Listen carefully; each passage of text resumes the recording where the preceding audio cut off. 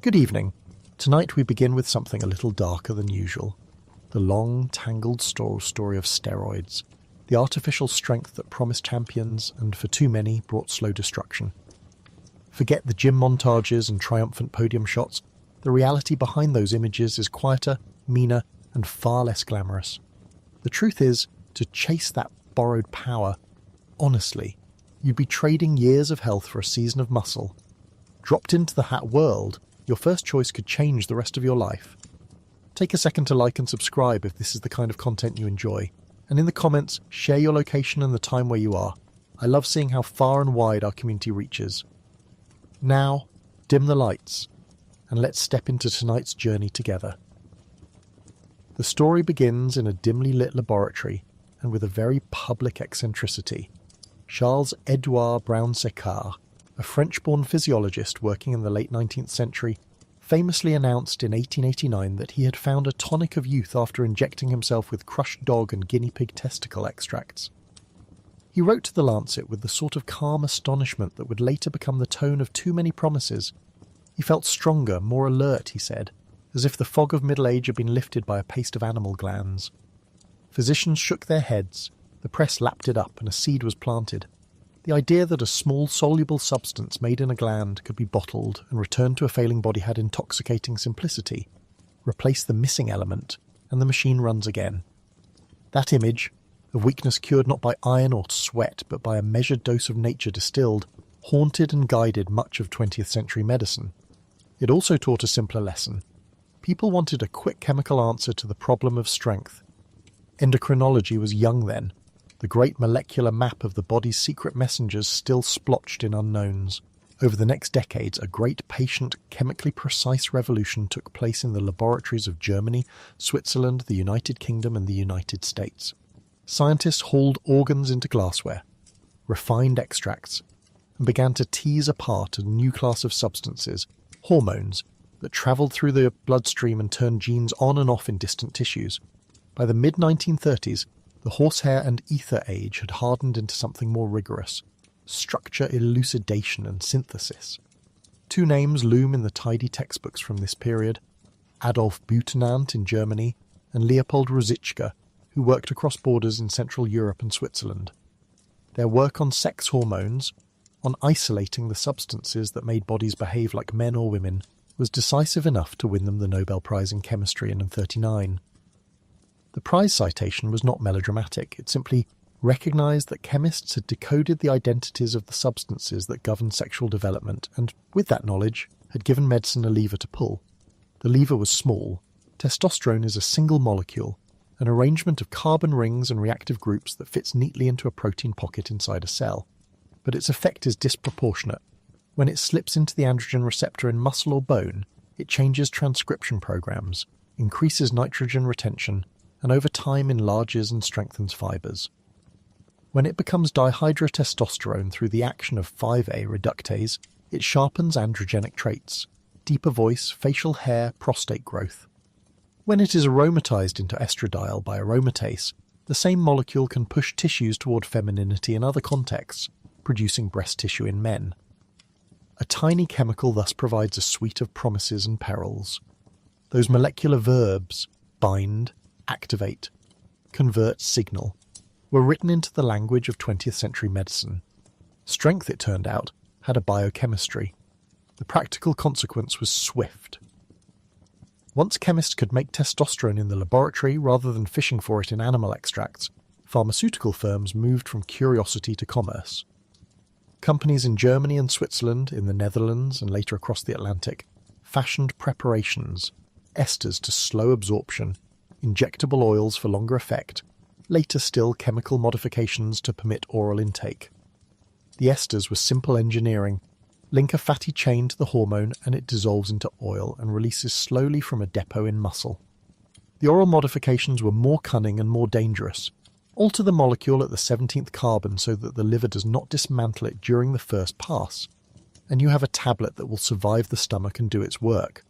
That 17A alkylation became the hallmark of the oral anabolic steroid, a small chemical tweak that made convenience possible and toxicity probable. The laboratories smelled of solvents and the pages of early journals smelled of triumph. The early papers were modest and the marketing was not yet aggressive, but the idea that a vial or a tablet could restore vigour spread rapidly into clinics and pharmacies.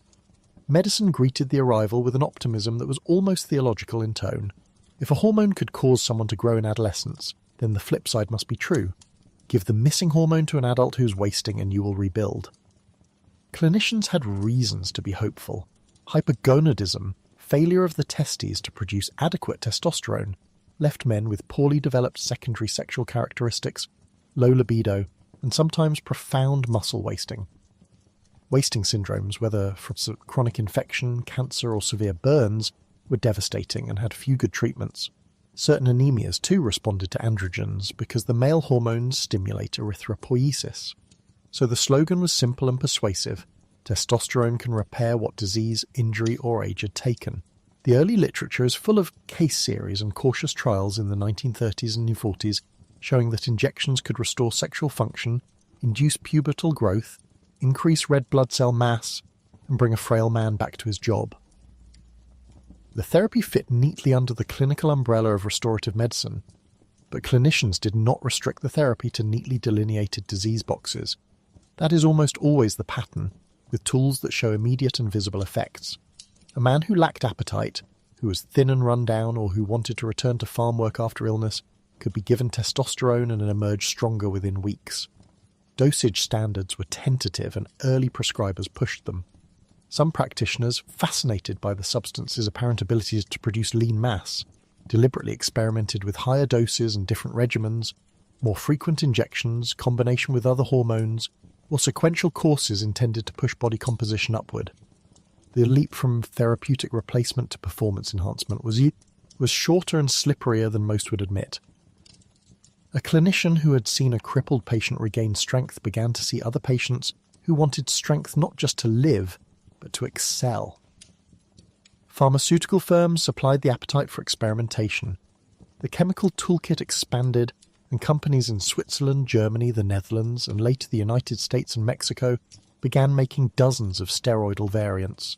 Syntex in Mexico, founded by the Mexican and American chemists in the 1940s and 50s, and flourishing because of inexpensive starting materials such as diosgenin from wild yams, turned into a factory of steroid chemistry, producing precursors and finished molecules that fed both legitimate markets and a growing appetite for off-label use. Organon in the Netherlands was developing long-acting formulations. Schering in Germany had early injectable testosterone esters. The good offices of pharmaceutical salesmen and the persuasive language of rebuilding blurred the line between sick and merely unimpressed by their own muscles. In a culture that prized industrial efficiency even for the human body, the proposition that a tablet could restore lost muscle met a receptive audience. Where the clinical and the recreational converged was in prescribing cultures that privileged results over prudence.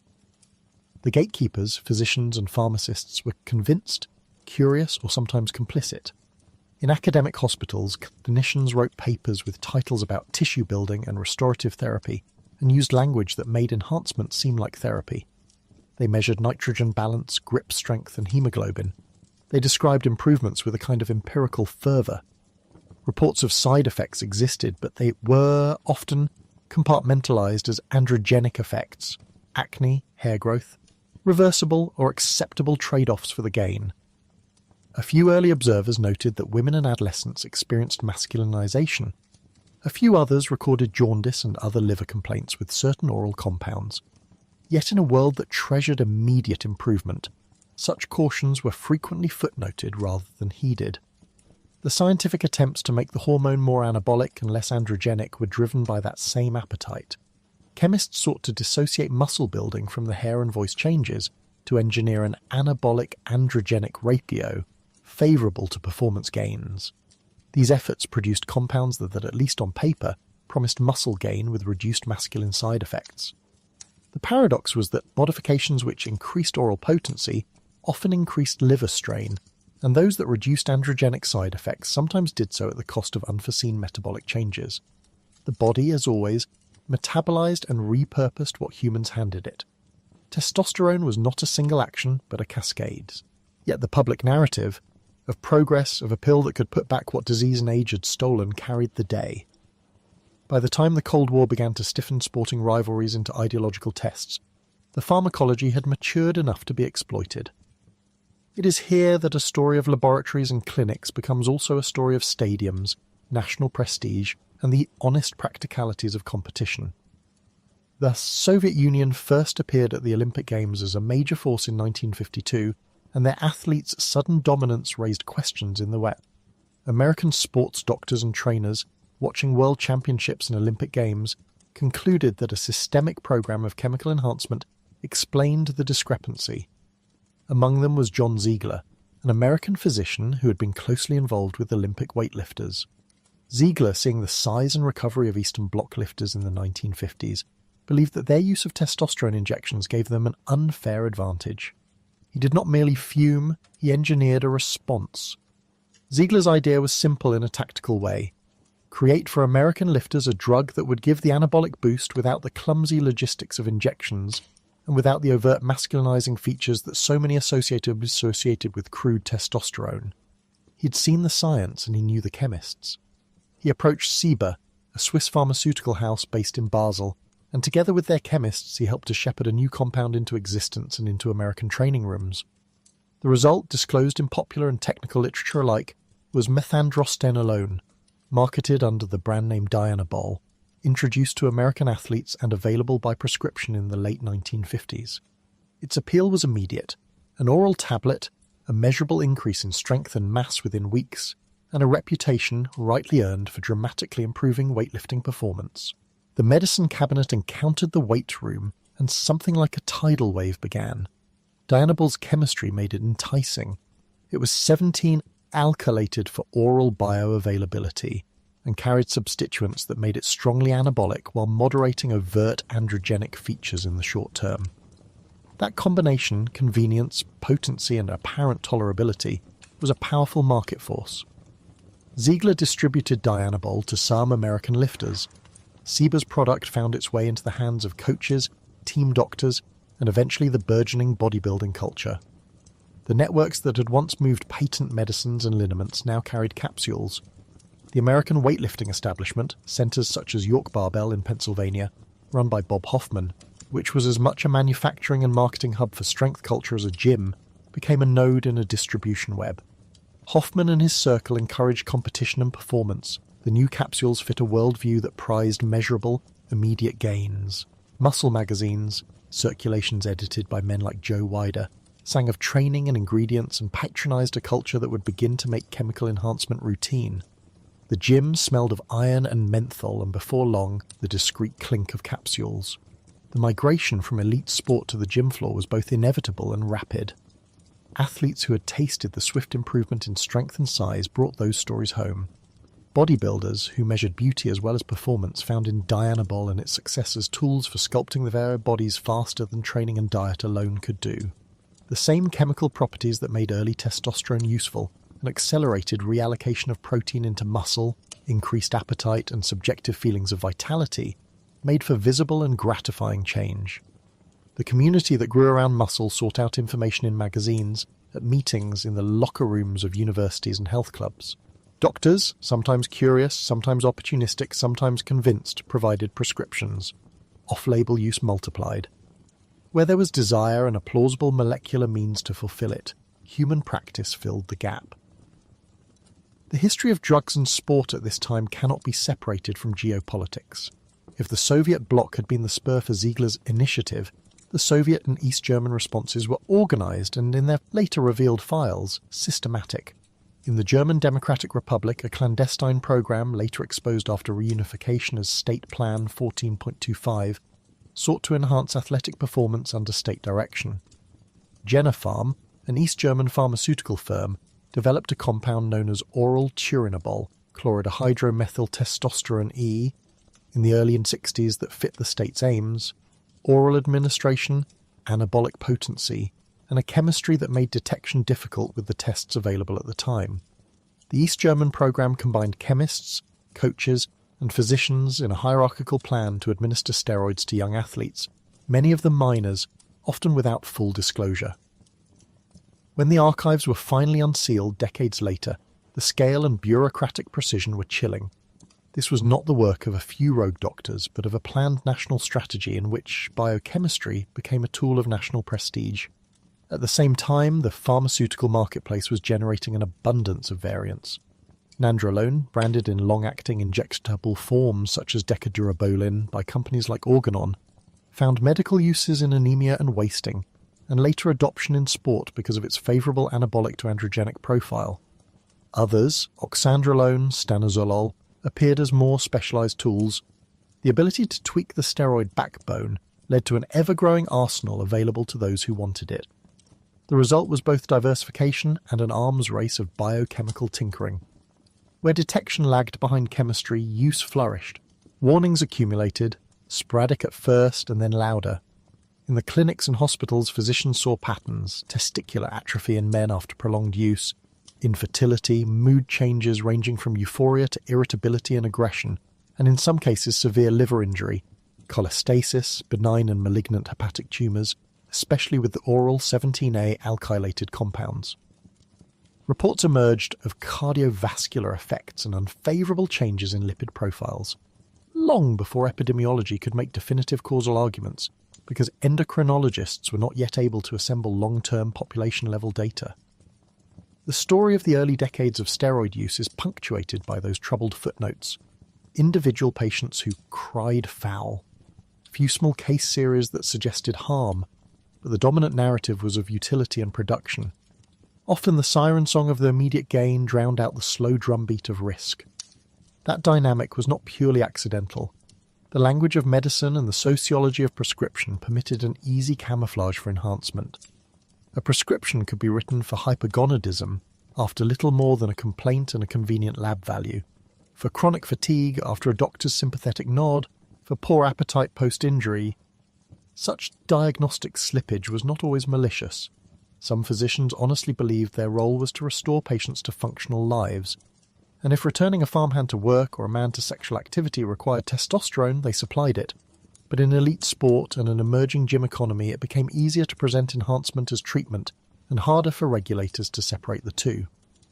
The early anti-doping institutions, when they existed, focused on stimulants and amphetamines.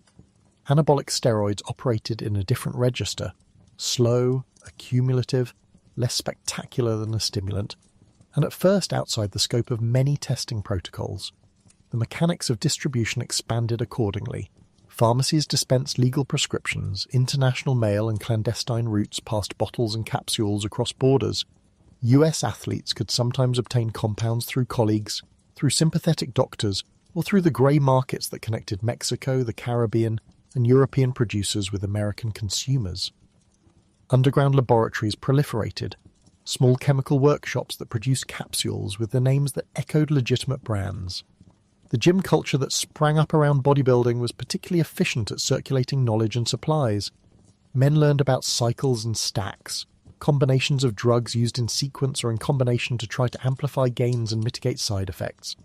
The sophistication of those regimens grew faster than the science explaining the long-term consequences, and so the promise that a single molecule could rebuild a body became in many hands a route to performative perfection. The substance that had been a targeted, rational therapy for specific endocrine failures evolved into a toolkit for those who sought more muscle, faster recovery, and a physical superiority that could be measured on a scale or in a medal count. The movement from medicine to enhancement was not a sudden lurch, but a continuum in which doctors, chemists, coaches, companies, and athletes each played roles. The scale of production, the diversity of formulations, and the cultural value placed on strength all conspired to make anabolic steroids a common currency in certain athletic and aesthetic economies by the 1960s and 1970s. Under the skin of that narrative, the molecular story kept its quieter, cruel logic. Testosterone and its derivatives suppress the hypothalamic pituitary gonadal axis when provided exogenously. People who take large doses without medical supervision often find their own testes shrinking, their intrinsic production of sperm plummeting, and their natural hormone rhythms disrupted. Women who take androgens can experience permanent voice deepening and clitoral enlargement. Adolescents risk stunted growth if their epiphyseal plates close early under an excess of sex steroids. The liver, which had to process every pill, kept a ledger of harm that sometimes only decades would reveal. The arteries, the lipids, the mood centers, all of these bore costs that the early clinical trials were not designed to detect.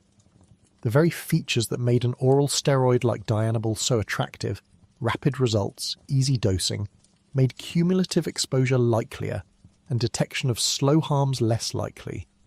There was a certain very human ironic humour in the way the scientific and commercial apparatus solved the problem of ease at the cost of safety. Chemists produced an elegant oral molecule that fit into a weekend routine. Trainers got stronger athletes. Pharmaceutical salesmen met quotas. Magazines sold stories about transformation. The scene was as American as automobile culture. Drive faster, take the shortcut, enjoy the speed. But those shortcuts often had consequences that were not immediate, and a generation of bodies would eventually testify to that fact. The early years were full of industry-sponsored conferences, glowing testimonials, and a naive belief that medicine could indefinitely engineer the human machine. By the close of the period covered here, in the late 1960s and into the 1970s, the problem had grown beyond a handful of isolated clinics. Laboratories in both East and West were churning out compounds designed for athletic advantage. National programs were willing to experiment at scale, and a culture of performance had learned to measure success in terms of pounds lifted and medals won. The public's image of the athlete and of masculine beauty more broadly began to shift under the chemical tide. What had been a remedy for deficiency had become an instrument of augmentation. The promise of hormonal medicine, to repair and restore, had mutated into a cultural bargain. Faster, bigger, stronger, at a price that many were not fully equipped to calculate. There was even then a dawning recognition that the bargain might be toxic. Some physicians and researchers cautioned their peers that the long-term safety data were lacking, and that the readily observed gains came with physiologic costs. But cultural momentum is a powerful force. Training philosophies, national pride, pharmaceutical profit, and the visceral joy of new capability all combined to reduce the weight of those warnings. The stage was set for a larger reckoning, a decades-long sequence of regulatory responses, epidemiological studies, and moral questioning that would complicate the early optimism. For now, in those years when the hormonal revolution met the athletic imperative, the story is of a small molecule that made outsized promises and of a world eager to believe them, even when the bill would come due. By the time the world learned to count Olympic medals in real time on evening television, chemical enhancement had already been folded into the architecture of statecraft. The Cold War did not merely catalyse a race for rockets and satellites, it rewrote the rules of human performance. In training halls in Leipzig and Moscow, in sealed clinics attached to sports clubs in Sofia and Bucharest, the promise of victory was translated into pill form and injected into veins with the same bureaucratic efficiency that organised ration cards and rail timetables. Governments measured prestige by podiums, and podiums were, quietly and systematically, supplied. In the German Democratic Republic, the programme was bureaucratic to the point of habit. In the 1960s and 1970s, the GDR built an apparatus that read like a production plan. Talent identification in schools, early specialisation in sports schools, integrated sports medicine, and a pharmaceutical line that produced what the coaches wanted: bigger, faster, stronger bodies on demand.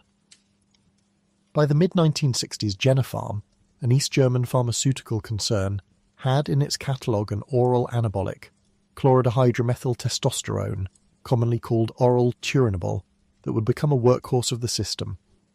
The programme itself was formalised in a matrix of directives and code names, among them State Plan 14.25, a phrase that would later surface in Stasi files, a bureaucratic label for the distribution, administration, and concealment of performance enhancers across junior and elite ranks. It ran like clockwork. Tablets were rationed into weekly doses, records were sanitised, medical examinations were repurposed as cover. The state supplied not only drugs but the language of consent. Athletes were often told they were taking vitamins or stimulants or tonics to ease recovery. Parents received reassurances. Doctors, allied to the Sports Federation, justified regimens as therapeutic. In the official hierarchy of the time, the ends, international dominance, ideological validation, legitimised the means. Manfred Ewald, the president of the GDR's Sports Federation, and Manfred Hoppner, the chief sports physician, sit in atlases of modern sport as names associated with policy rather than pathology, administrators who turned medical sophistication into state strategy. After reunification, the avalanche of Stasi documents laid bare how tightly the Ministry for State Security had been interwoven with sports medicine. Surveillance of dissenting coaches, falsified test results, the circulation of jargon to hide trafficking in hormones. Secrecy was not an incidental feature, it was the system. The Soviet Union, less monolithic in its paperwork but no less methodical in execution, pursued a parallel course. Moscow's institutes of sports science, the Central Institute of Physical Culture and other academies whose laboratories hummed with centrifuges and spectrometers, were laboratories of optimization. Coaches from CSKA, the Army Club, and Dynamo, the Security Services Club, moved athletes through regimented cycles of training and pharmacology. The Soviet hunger for medals was organizational and medical. The state dispatched leading physiologists to refine dosing schedules, to study recovery windows, to concoct masking regimens intended to frustrate nascent testing methods. Where the GDR's program has been described as centrally scripted and ruthlessly implemented, the Soviet approach was layered into the fragmented but vast architecture of ministries and military sports societies. Different chains of command, but a shared calculation. Medals were worth the chemical calculus. Bulgaria's weightlifting machine, under the coaching of Ivan Abadjiev from the late 1960s onward, presents another vector of this state-oriented calculus. Abadjiev's methods, brutally simple and incredibly effective, were a fusion of extreme training frequency and, as subsequent revelations and suspicions confirmed, pharmacological assistance. The Bulgarian team's domination of international weightlifting in the 1970s and the 80s cannot be separated from the organised assistance that accompanied it. Coaches kept logs not only of lifts but of tablets and injections. The Bulgarian National Federation ran through cycles of supply and concealment that mirrored its Eastern European neighbours. There are names that make the human consequences of these policies painfully specific. Andreas Krieger, for example, born as Heidi Krieger and raised within the GDR athletic system, later became one of the clearest testaments to the intimate violence of state-run enhancement. Shot-put practice that began with adolescence was layered with pharmacology administered often without full explanation. Virilizing changes occurred, identities were shaken, and later in life Krieger spoke openly about the irreversible transformations inflicted upon a young body that had been, without informed consent, made a vehicle for medals. His story reached the public not through public proclamations at the time, but through the slow unspooling of files and testimony after the wall fell. It is emblematic of a pattern: centralized decisions, dispersed implementation, and long-term fallout for the individuals who had been instruments in a national experiment. The logistics of that experiment were elaborate. Pharmaceutical production lines in the East were repurposed to supply the sports apparatus, pills were coded, centrifuge rooms and refrigeration units were allocated to sports clinics. Dosing schedules were integrated into training plans. Junior athletes, even some children, became subjects in phased treatment protocols. Scientists conducted trials in relative silence, altering doses to seek the sweet spot of performance gain without detection. The sophistication of the testing laboratories in the West, driven in part by very public scandals, produced an arms race. When the International Olympic Committee and national federations began to broaden testing in the late 1960s and 70s, state programs learned to phase doses and use masking agents, administering epitestosterone to disguise testosterone ratios, employing diuretics to dilute urine, timing doses to avoid peak detection windows. The techniques were as much logistical as chemical. Postal cover-up of supplies, the burning of records, the relocation of clinics away from prying journalists. Secrecy meant more than concealment. It created a parallel episteme in which medical ethics was suspended in favour of geopolitical calculations. Doctors were told their primary patient was the state. Lab technicians were given incentives to perfect extraction and synthesis methods for androgenic compounds that left fewer metabolites. Sports scientists published research, cautious, opaque and technical, that obfuscated its practical application. At times, Western pharmacologists found themselves inadvertently contributing through dialogue and conference papers that were then applied to adversarial regimes. The Cold War's shadow extended into peer-reviewed journals and symposium halls. The metals table at the 1976 Montreal Olympics is a clear inflection point to read the scale. East Germany's swimmers arrived with performances that astonished the world. The women in particular swept finals and shattered records. The effect was immediate and visible. Gold medals translated into television images that reinforced the efficacy of state-managed sports science. The scientific feedback loop made the political point. The system worked. Behind the gleam of medals, however, sat a ledger of adverse effects catalogued only privately at first. Hepatic strain, virilization in women, long-term endocrine disruption. Those consequences, when tallied after the fall of the Iron Curtain, revealed a greater cost than state budgets had ever accounted for. When the Stasi vaults finally opened and sports doctors testified in courts in the 1990s and 2000s, the human tally began to enter public record. Lawsuits, restitutions, an uneasy national reflection on what it means to have turned children into a consumable resource for prestige. The Cold War's chemical programs did not end neatly with the end of the Soviet bloc. They seeded practices and markets. Scientists who had worked in state institutes moved into private industry. Former pharmaceutical production facilities found new customers in the West. The moral rationales that had undergirded state programs, national pride, ideological demonstration, were replaced by commercial rationales and personal ambition, but the logistical architectures remained. Supply chains, clinical expertise, and a generation of athletes acculturated to pharmacological assistance. If the Cold War made enhancement a matter of state policy, the later decades diffused it into culture. The golden era of bodybuilding in the 1960s and 70s stripped state secrecy down to a different kind of publicness. A celebrity economy that made muscularity into a lifestyle, and anabolic steroids into a commonplace tool of self-fashioning. The backdrop here is Venice Beach, California. The sand, the salt, the iron clanking in dawn light, where the Muscle Beach culture of the 50s matured into a global industry. Gold's Gym, founded by Joe Gold in 1965, became the cathedral of a new muscular gospel. Joe Wider and his brother Ben, through magazines and competitions, curated and commodified the aesthetics of the sculpted male body. Their publications, Muscle and Fitness, Muscle Builder, and later Flex, turned posters and training tips into glossy imperatives. The film that brought bodybuilding to the mass imagination was Pumping Iron in '7, shot in viscous slow motion and candid backstage conversations. It made stars of Arnold Schwarzenegger and Lou Ferrigno, and, in the process, introduced the world to the warm, sweaty, competitive intimacy of gym culture. It also presented almost casually the chemistry of the era. Words like Dianabol and Deca slid into the public lexicon. Substances that had been whispered in locker rooms became part of the narrative fabric. Arnold himself, an immigrant who rose to global celebrity, spoke about training and drugs in a tone that was matter-of-fact rather than defensive. In the context of the time, steroid use in bodybuilding was often admitted, or even celebrated, not hidden. That openness was not innocence. Rather, it was a different kind of normalization. Steroids were a performance technology, like training programs or nutrition, to be optimized and marketed. Commercialization followed quickly.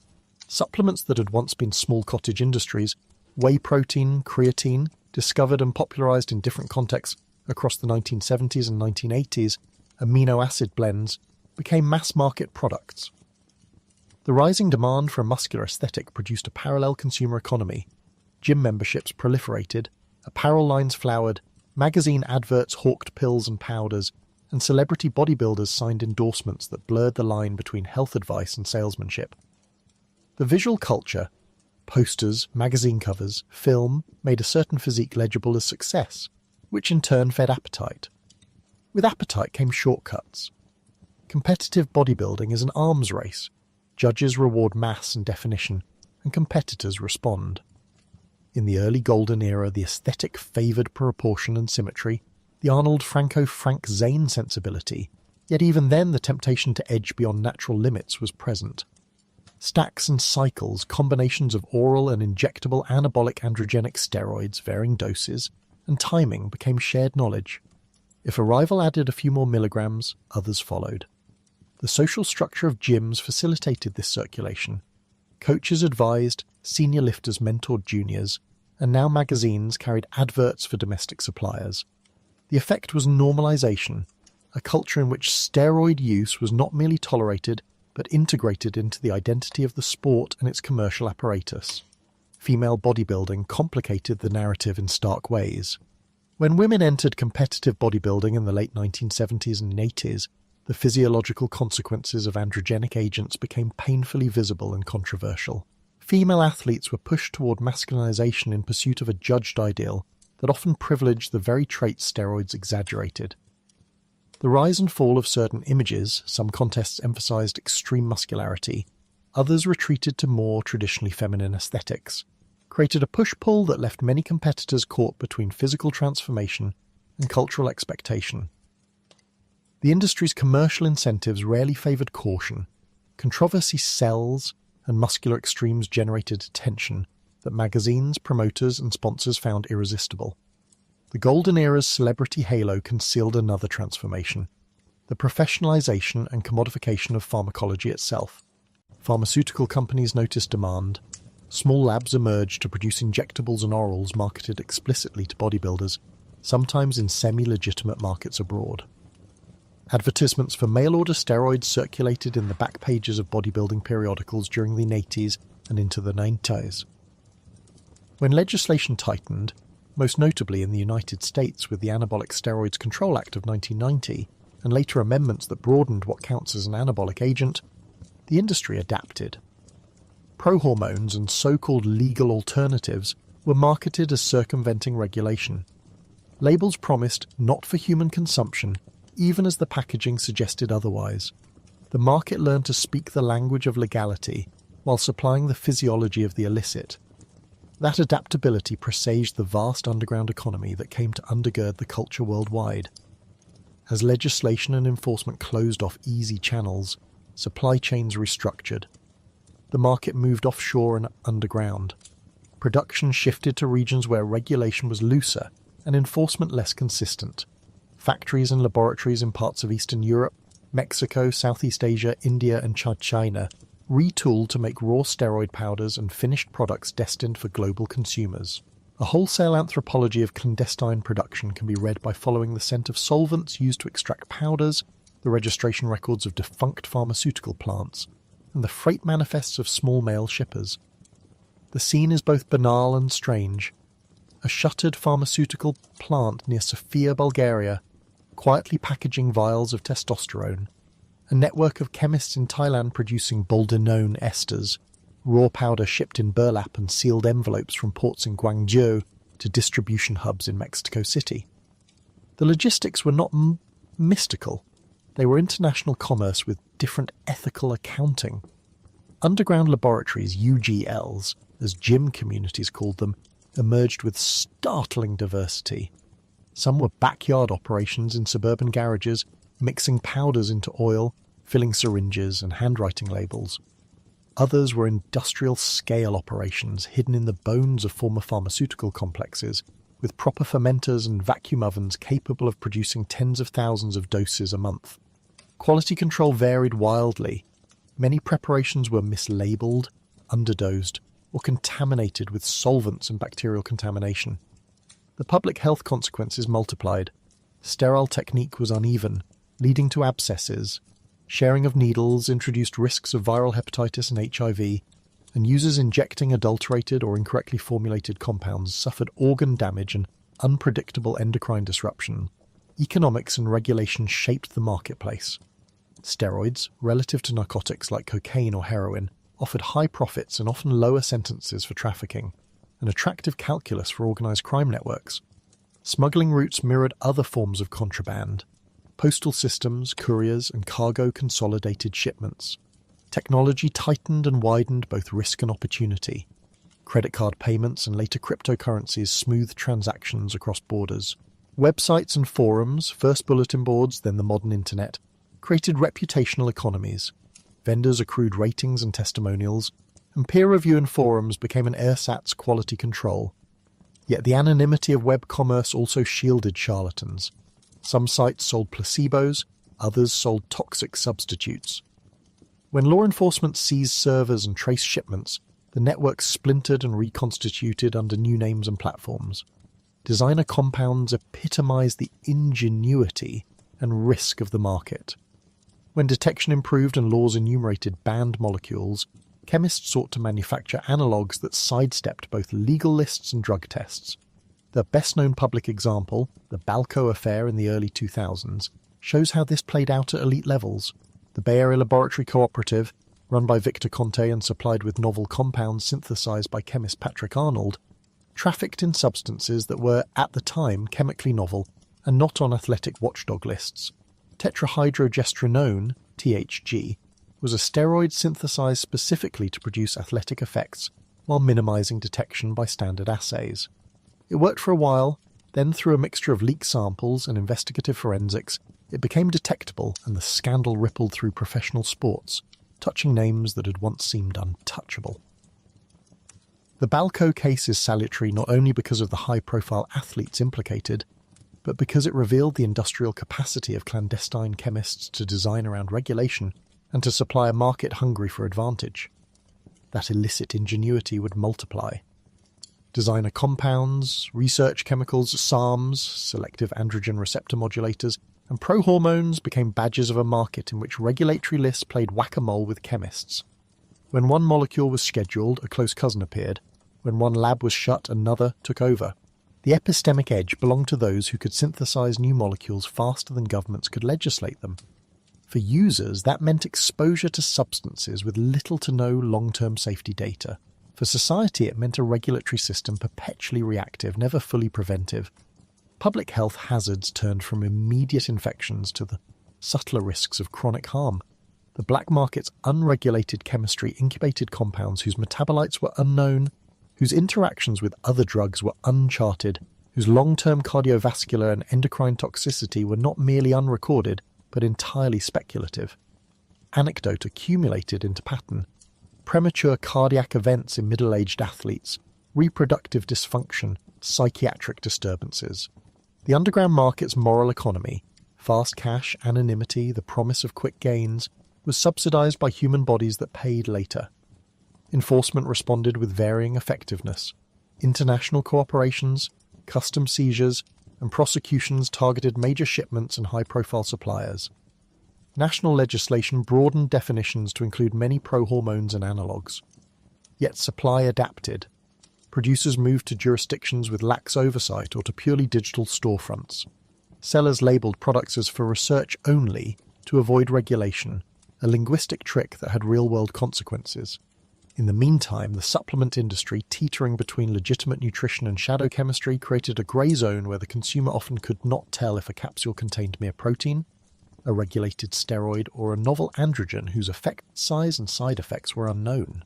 What ties these three eras, the state programs of the Cold War, the celebrity-fueled normalization of the Golden Era, and the sprawling underground economy, is a logic of systems, political systems, commercial systems, and illicit economic systems that found convergent solutions to the same problem: how to make human bodies exceed their natural limits. Each system developed its own technologies, supply lines, vocabularies of concealment and justification, and each left behind a trail of unintended consequences. The Cold War's medical dossiers became the raw knowledge for later coaches and chemists. The cultural glamour of bodybuilding supplied the aesthetic demand. The underground economy supplied the means, often with cheaper, riskier products. Scale amplified harm. What state secrecy had once shielded from the public view, commercialization, and the underground market broadcast and multiplied. There is a melancholy geometry to the whole history, a map that begins with geopolitical calculation, moves through celebrity commerce, and ends in a diffuse, globalized black market. Each stage borrowed the tools of the previous. Laboratories that had once served national prestige later served private profit. Coaches became technicians of chemistry as much as training. Adolescents in school programs were later mirrored by adolescents in commercial gyms, the principal difference being who paid the bill.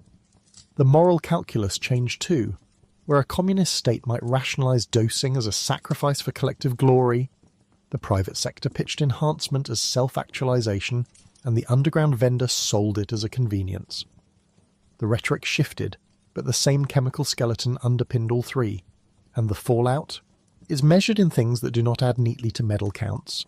Endocrine systems thrown askew, fertility impaired, hearts taxed beyond their natural capacity, psychological scars accrued by athletes who discovered after the fact that their victories were chemically engineered. It is measured in trust eroded, among competitors who felt the sting of being beaten by pharmacological means, among fans who began to suspect every record and every triumph, and among the very institutions, Olympic committees, national federations, that had promised to preserve the sanctity of sport. There is also a quieter moral accounting of doctors who betrayed the Hippocratic trust, and of states and corporations that reimagined human flourishing in terms of output rather than health. In the late hours when the bars are stilled and the gyms are shuttered, one can still imagine the faint hum of a cooler in a back room, the meticulous ticking of a dozing calendar, the small recycled economies of advice and supply that sustain desire. The instruments change, different molecules, different shipping routes, different labels, but the human engines remain the same. Ambition, insecurity, the yearning to be seen as more. The history of steroids is not merely the history of a class of compounds. It is a history of choices and institutions, of how nations, industries, and individuals chose to pursue the image of strength, sometimes at the direct expense of the bodies that produced it. So the tale of Cold War secrecy segues into the glossy age of celebrity and into an underground traded in whispered URLs and coded product names. It is a tapestry woven of policy memos, gym posters, and clandestine vials. It is also, inevitably, a cautionary tale about what happens when social value is laid at the feet of biological performance, when medals, magazine covers, and market share trump the measured costs of pushing flesh and hormone beyond the margins of safety. There is irony in the fact that the very scientific ingenuity that produced new compounds, new tests, and new techniques also created loopholes, gaps through which those same compounds could leak into the wider world. In the end, the story is ongoing. New molecules appear. Laws try to corral them. Markets adapt and mutate. The same social incentives that shaped Cold War policy and the Golden Era glamour continue to animate the underground. Desire for status, the allure of quick transformation, and the persistent human belief that there is a shortcut to becoming the person one sees in the mirror. It is a quiet history with loud consequences, and it moves in cycles of innovation and reaction. State labs, celebrity endorsements, clandestine factories, each a turn of the wheel that leaves behind both trophies and costs. The iron still clangs in the early mornings of gyms from St. Petersburg to Los Angeles. The same question remains. At what price do we value the body's glory? They slip in like weather, these molecules. Small, oily promises that slide from bottle or syringe into the soft warmth of flesh and blood, and then begin to rearrange the body from the inside out. At the heart of their mischief is an old receptor, the androgen receptor, a protein threaded through tissues from muscle to brain to heart. When the synthetic cousins of testosterone bind it, they bend the genome's grammar, altering which genes are read louder, which are put to sleep. Muscle fibers hear a different instruction. More protein, denser cytoskeleton, thicker sarcomeres. The gains that thrill gym mirrors are the same gains that begin to reroute metabolism, to reassign resources, to exact tolls from organs that never asked for the promotion. The first lessons were biochemical, invisible, and subtle. Over decades they became clinical: jaundice, clots, failing hearts, vanished sperm counts, and minds that no longer bore their owners. Most of this harm can be traced to a handful of design choices in the molecules themselves, and the enormous difference between a prescription amount and what men and women called cycling and stacking. Two families of drugs do most of the damage in different ways. The oral 17-alpha alkylated steroids, methyltestosterone, stanozolol, oxymethylone, were chemically trimmed so they could survive first passage through the liver and be swallowed as tablets. They were convenient, and they were cruel to the liver. The injectable esters, testosterone enanthate, cypionate, undecanoate, and the veterinary trembolone and boldenone, arrive on a slower timetable, depot oils released over days or weeks. They spare the liver a certain direct insult, but they wage their own wars elsewhere. The liver's grievances are old and particular. The 17-alpha alkyl group that confers oral bioavailability also interferes with hepatocellular transport and mitochondrial function, and in doing so it produces cholestasis, a slow traffic jam of bile that makes cells sick in a way that does not look like other toxicities. Clinicians in the second half of the 20th century began to recognize syndromes that were once rare. prolonged cholestatic jaundice, elevated bilirubin, pruritus that would not relent, and, more ominously, the growth of hepatic adenomas, benign tumours that like to surprise the surgeon with bleeding, and in some cases, hepatocellular carcinoma. Peliosis hepatis, that strange cavernous replacement of normal liver with blood-filled cystic spaces, was a pattern that kept recurring in reports from hospital wards in Europe and the United States in the 1970s and 80s, often in the background of a thin man who liked to lift. The mechanism is not poetic: sinusoidal endothelial damage, disordered angiogenesis, and fragile new vessels that leak. The liver, which had tolerated physiologic testosterone for millennia, was not designed for these chemically stubborn cousins arriving in high repeated oral pulses. Injectables do not absolve the user of liver risk, no promise is that simple, but their direct cholestatic harm is usually less dramatic. Yet they carry a separate pathology. Oil-based depots can create granulomas, localized inflammation, and chronic scarring in muscle. Impure preparations introduce toxins and microbes. Injectables spread harm through different routes, the cardiovascular system and the endocrine axis most visibly, but also the kidneys and brain. Lipid metabolism is a quiet theft. From the earliest controlled studies through the observational work with gym-going cohorts, the pattern is persistent. Anabolic androgenic steroids lower high-density lipoprotein and raise low-density lipoprotein, pushing the serum toward an atherogenic profile. The hepatic factories that assemble lipoproteins are rewired. Hepatic lipase activity increases, apolipoprotein synthesis shifts, and HDL, the particle that carries cholesterol away from arterial walls, falls. It is not a subtle nudge. In many heavy users, the HDL collapse is dramatic, sometimes halving in weeks. With enough time and exposure, plaque formation is favoured. Doctors began to watch this in the 80s and 90s, as cases of early atherosclerosis and myocardial infarction appeared in otherwise fit young men who had deepened their chests in the mirror over a decade. A fat-laden artery is not glitzy. It is workmanlike. It thickens and narrows while the next storm, hypertension, a clot, and arrhythmia tests it. Coagulation and thrombosis are another axis of damage. Steroids increase hematocrit through erythropoietin stimulation. They make platelets more likely to clump and the endothelium less likely to relax. They alter coagulation factor levels and shift the balance toward clotting. When the blood is thicker, when endothelial function is impaired, and when platelets are primed, the chances of an occluded artery, of a pulmonary embolism, of a stroke rise. These are not mere theoretical spikes in a table. They are the small, sharp disasters that arrive in emergency rooms as myocardial infarctions in men in their 20s and 30s, whose hearts were forced to carry a workload they had not been built for. Then the heart itself. The myocardium listens to androgens. Within the cardiac myocytes, androgen receptors modify gene expression for contractile proteins, for calcium handling channels, for growth signals. The immediate anabolic response, greater muscle mass, extends to cardiac muscle as well. But the heart is not a gym. When growth is uneven and unaccompanied by physiological training cues, the result is maladaptive hypertrophy. Over years of supraphysiologic exposure, the ventricular walls thicken but the microvasculature does not keep pace, and fibrotic tissue replaces contractile cells.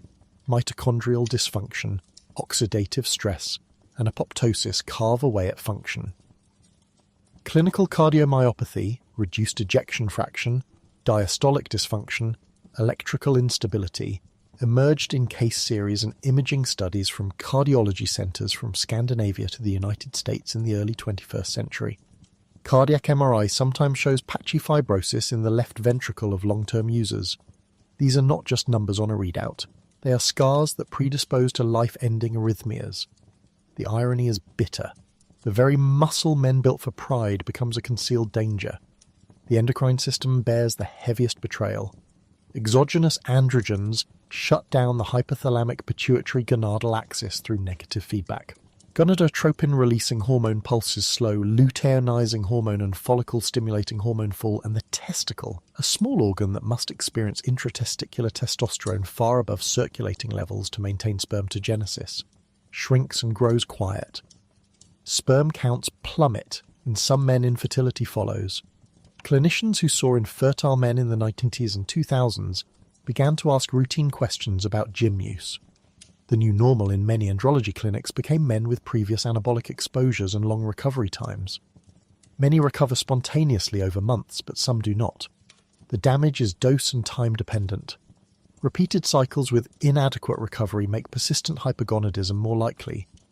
Women who take these substances, whether by design or accident, experience virilization, deepening of the voice, clitoral hypertrophy, hirsutism, menstrual disruption, changes that often do not reverse.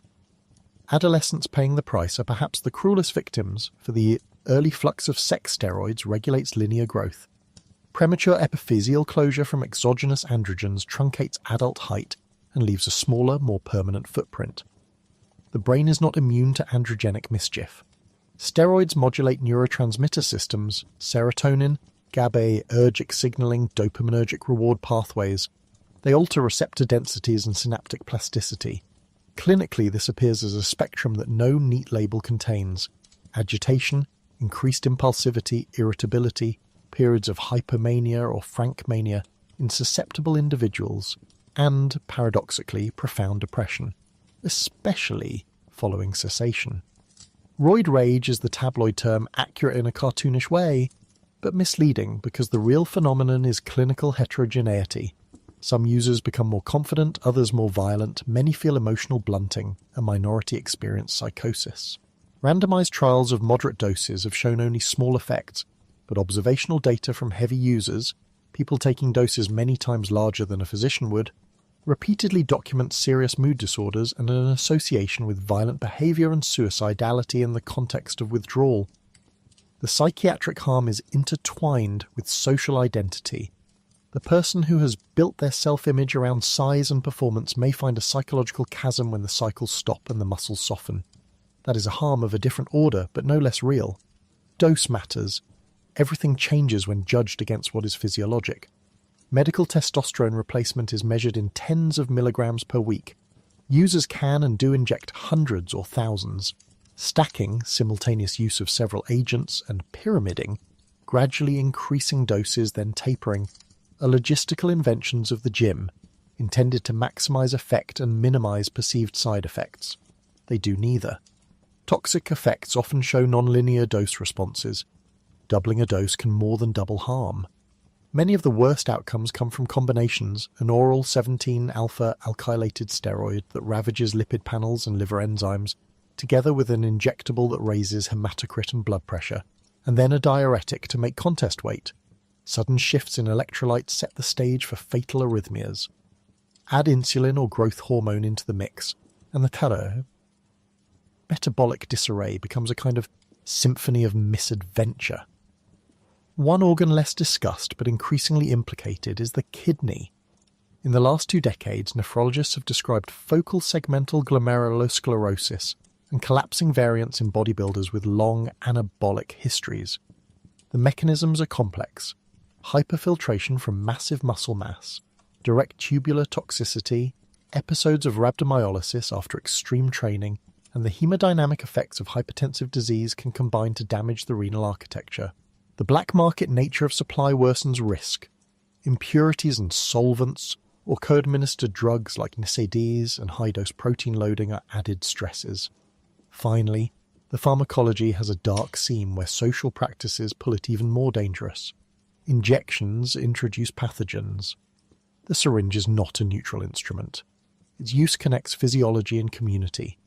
When sterile technique is absent, when vials are shared or drawn with unclean hands in gym bathrooms, bacteria and viruses enter deep tissues.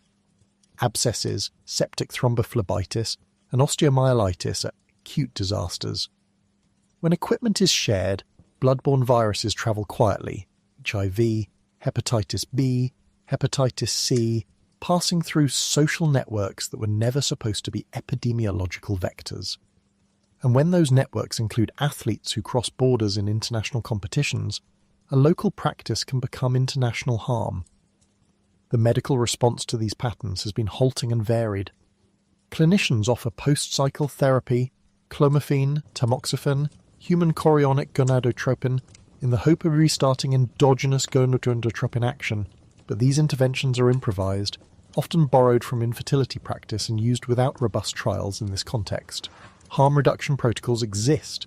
Monitoring of lipids, liver enzymes, cardiac imaging and sperm analyses can catch problems early. Vaccination against hepatitis B and education about injection technique reduce infections. Yet most users do not seek medical oversight, either from fear of criminal consequences, embarrassment, or the belief that physicians will judge. The consequence is cumulative damage that presents late, often when the chance of full recovery is small. The very strength the drugs give is traded for fragility. When the vial becomes a syringe, another series of harms begins. Needles were meant to pierce the skin with minimal suffering, a tiny silver bridge between sterile vial and muscle. In illicit practice, they are often instruments of improvisation. Home taps and makeshift sterilization, reusing disposable syringes because replacement is costly or stigmatized, drawing from multi-dose vials with unsterile technique. These logistics are where infections are born.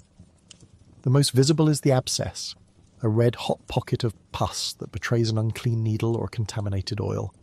The microbiology is usually banal and in another era treatable, Staphylococcus aureus, Streptococci, anaerobes. But it becomes dangerous when users delay medical attention, when the infection extends into deep tissue, when MRSA colonization is present, or when the pathogen seeds a heart valve and produces infective endocarditis. Bloodborne viruses are slower but more devastating. Hepatitis B and C and HIV can be transmitted through shared equipment, even in a single episode. In the 90s and early 2000s, public health workers in cities from Liverpool to Sydney and in pockets across the United States documented clusters of hepatitis transmission linked to steroid injectors, and more quietly, case reports of HIV in otherwise low-risk gym populations began to appear. Steroid injectors are not a monolith. Many are middle-class men who do not identify with the stereotypical image of illicit intravenous drug users. That social distinction makes them less likely to seek syringe services or to be reached by conventional harm reduction messaging aimed at heroin users. The result is a hidden bridge for viruses that public health systems had not fully anticipated. The policy response has been a mixture of common sense and moral hazard. Needle exchange programs, which began in earnest as a public health idea in the shadow of the AIDS epidemic in the 80s, proved to reduce transmission of bloodborne viruses among people who inject drugs. Extending needle exchange availability and education to contexts where anabolic injectors live, gyms, sports clubs, competitions, has been a logical step, and a few public health authorities have piloted gym-based outreach, anonymous syringe distribution, and hepatitis vaccination clinics in sports communities. In cities such as Vancouver and Amsterdam, harm reduction became an institutional response with supervised injection sites and comprehensive services for a range of injectors. Their data showed reduced infection and overdose harms in their target populations, though these programs rarely focused explicitly on steroids. In the United Kingdom and Australia, specialty clinics emerged in the 2000s, offering tailored services for anabolic steroid users, counselling, endocrine follow-up, infectious disease screening and sterile equipment. These were pragmatic gestures toward a practical problem, users who will not stop, so let us at least reduce collateral damage. Criminalization complicates everything. In the United States, the Anabolic Steroid Control Act of 1990 moved many anabolic agents into the Controlled Substances Act framework, and in many jurisdictions, possession or distribution without prescription carries legal penalties. That legal posture discourages users from seeking help. They fear arrest more than liver biopsy. The political debates over federal funding for syringe exchanges in the United States, contentious through the 90s and into the early 2000s, meant that public resources for sterile paraphernalia were inconsistent. Where harm reduction was framed as enabling wrongdoing, uptake stalled.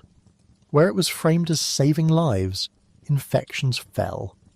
Clinicians and public health planners have designed interventions that work in principle. Education campaigns targeted at gyms teach sterile technique, using a new sterile syringe for each injection, cleansing the skin, avoiding intragluteal injections too close to the sciatic nerve, proper disposal. Vaccination drives for hepatitis B in athletic communities have curtailed a preventable infection. Offering anonymous testing for hepatitis C and HIV and linking positive cases to antiviral treatment reduces both individual morbidity and community transmission. Legal reforms that lower the risk of prosecution for minor possession, when paired with robust harm reduction services, produce better outcomes. Yet these interventions require money, political will, and a willingness to treat steroid users as patients rather than criminals, an argument that has friction in conservative health bureaucracies. The scale of the problem, from local gym culture to international doping rings, makes a purely legalistic approach inefficient and inhumane. The black market that supplies anabolic agents is itself a public health vector. Underground laboratories in Eastern Europe and Asia manufacture active substances without the regulatory oversight of a pharmaceutical company. Veterinary preparations, foreign formulations, and counterfeit vials circulate. Sometimes a multi-dosed vial opened with non-sterile technique and passed along among users becomes a nidus for infection. Sometimes the solvent contains bacterial endotoxins. Sometimes the active ingredient is not what it claims to be. Sometimes it carries an impurity that the body does not recognize. The logistics of supply, smuggling, repackaging, small-scale compounding are the back alleys where hygiene disappears and risk accumulates. In that unregulated market, detection is not merely a sporting problem, it is a public health and forensic challenge. Which brings us to the laboratories and to the scandals that have altered both law and sport. For decades, the laboratories were the quiet frontier. In the late 20th century, science began to catch up with chemistry. Manfred Dönecke, the German chemist, became a household name in the small world of anti-doping when his work in the 1970s and 80s refined chromatographic methods for steroid detection, the separation of complex urine in mixtures into identifiable metabolites. Gas chromatography coupled with mass spectrometry, the instrument that fragments molecules and reads the fragments like the pages of a book, transformed the art of detection into a repeatable science. By the time athletes stood on podiums in the 80s and 90s, white-glove technicians were analysing their urine and blood with some instruments capable of detecting vanishingly small molecules. The testing arms race has been mercilessly creative on both sides. In 1988, when Canadian sprinter Ben Johnson's 9.79 seconds at the Seoul Olympics was annulled after his stanozolol positive test, the world took notice. The test was possible because chromatographic mass spectrometric methods could detect stanozolol metabolites reliably. Yet every advance in laboratory sensitivity suggested a countermeasure. New molecules, designer steroids engineered to avoid known metabolite pathways, microdosing strategies timed around competitions, masking agents. The cat-and-mouse game hardened. Some scandals were not technical but logistic and political. In July 1998, a French customs search and a police raid on a team car during the Tour de France revealed large quantities of doping paraphernalia and stimulants. Festina, the cycling team, crumpled under investigation. Riders were expelled, confessions multiplied, and the depth of systematic doping in cycling became a public conversation rather than a whisper. The scandal exposed institutional complacency and propelled nations and federations to action. In 1999, the World Anti-Doping Agency was founded in the wake of that scandal as an attempt to harmonise rules, to build laboratories with common standards, and to create a code that would allow cross-border enforcement. The undercurrent was practical. Sport needed a uniform laboratory language. The laboratory world then confronted the cunning of chemistry itself. In 2003, in the United States, an anonymous syringe containing an unfamiliar compound found its way to Dr. Don Catlin's laboratory at UCLA. Catlin synthesized a reference standard and developed an assay. That strange steroid, tetrahydrogestrinone, THG, had been designed at a clandestine lab in the Bay Area, distributed by the Bay Area Laboratory Cooperative, or BALCO, run by Victor Conte. Athletes who had been confident that their designer steroid was invisible suddenly found themselves in the public eye as agents of an elaborate supply chain. The BALCO revelations implicated sprinters, baseball players, and track athletes and forced law enforcement into sport. Marion Jones, a name that had once been synonymous with American sprinting dominance, later admitted to lying and to drug use. She was prosecuted. The THG discovery was a statement about forensic tenacity. An anonymous vial led to a synthetic route and a test that could unmask a whole network. Forensic ingenuity did not stop there. Isotope ratio mass spectrometry, a technique that looks at the relative abundance of carbon isotopes in a steroid molecule, allowed laboratories to tell whether testosterone in a urine sample was most likely made by the body or synthesized from plant sterols. Because synthetic steroids often come from plant precursors with a distinct 13C12C signature, the isotope ratio tells a story the molecule's mass fragmentation cannot. As this method matured in the 1990s and early 2000s, laboratories gained a tool to unmask exogenous testosterone even when a simple concentration ratio looked normal. The biological passport brought a different philosophical turn. Rather than hunting for a molecule that might have been disguised or missed, anti-doping authorities began to monitor the athlete's biology over time. Hematological markers, hemoglobin, reticulocyte counts, become a fingerprint. When a stable profile suddenly shifts in a manner consistent with blood manipulation, suspicion is warranted even without a positive chemical test. The UCI and other federations adopted versions of the athlete biological passport in the late 2000s. WADA formalized its protocol. The passport is elegant and unforgiving. You need not catch the substance, you catch its consequence. The laboratory's success in creating new tests had an unintended social consequence. It raised the stakes and inspired more sophisticated concealment. Microdosing regimens timed to clearance windows, epitestosterone co-administration to normalize testosterone-epitestosterone ratios, and the use of masking diuretics all became standard tactics. The turn toward blood manipulations, EPO blood transfusions, demanded different assays, and the detection of EPO was not reliable until around the Sydney 2000 Olympics, when direct detection methods matured. Blood work became an administrative circus. Sample collection had to be tightly controlled, chain of custody documented, transportation cooled, storage catalogued. The logistics of anti-doping are as large as any shipping operation. Then came the retests and the long memories built into the system. Sporting bodies began to store samples for years, fastidious about the possibility that tomorrow's technology could unmask yesterday's denials. That ledger of urine and blood in frozen archives became a time capsule.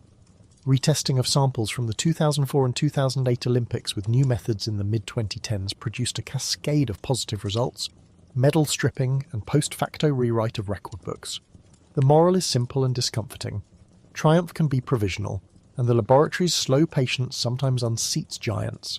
WADA lengthened statutes of limitations and storage windows to permit such retrospective justice, a recognition that science advances and that a past performance may not be an honest one.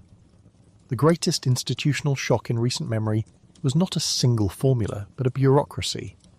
In 2016, the McLaren report exposed a state-sponsored system in Russia, systemic tampering with samples in a Moscow laboratory, manipulation of bottles as they passed through the Olympic anti-doping system in Sochi, and an apparatus that reached into sport governance.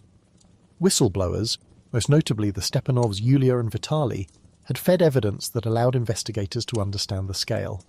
Public trust cracked. Federations began to confront the reality that anti-doping needed political teeth as well as chemical ones. Sanctions followed, suspensions were issued, entire teams were barred. The scandal was not merely about detection, it was about the willingness of institutions to cheat and then to conceal. The theatrical cases, Ben Johnson in 1988, Festina in 1998, Balco in 2003, Operation Puerto in 2006, Lance Armstrong's unravelling in 2012, and the Russian exposure in 2016, are signposts. Each altered public perception and policy. Ben Johnson made cheating impossible to ignore at the grandest stage. Festina drove institutional reform. Balco showed that designer chemistry could be used at elite levels. Operation Puerto revealed the logistics of organised blood doping. Armstrong's fall underlined the cultural complicity in some sports. McLaren exposed state intervention. Public scandals prompted investment in science, legal development, and more harmonised governance. Anti-doping agencies, WADA in particular, grew in power and budget, accreditations multiplied, and laboratories worldwide had to meet rigorous standards. The laboratories themselves are now global networks, accredited under WADA's code, operating under exacting rules of evidence because every positive must survive judicial scrutiny. The Court of Arbitration for Sport became a final arbiter for many appeals. Chain of custody, blind sample handling, split sample techniques, and rigorous internal quality controls are not mere formalities. They are the scaffolding on which sanctions rest. The The science is precise, but the process is legalistic. Athletes contest results, labs defend protocols, and tribunals weigh the probabilities like old judges listening to alchemists. And the cycle continues.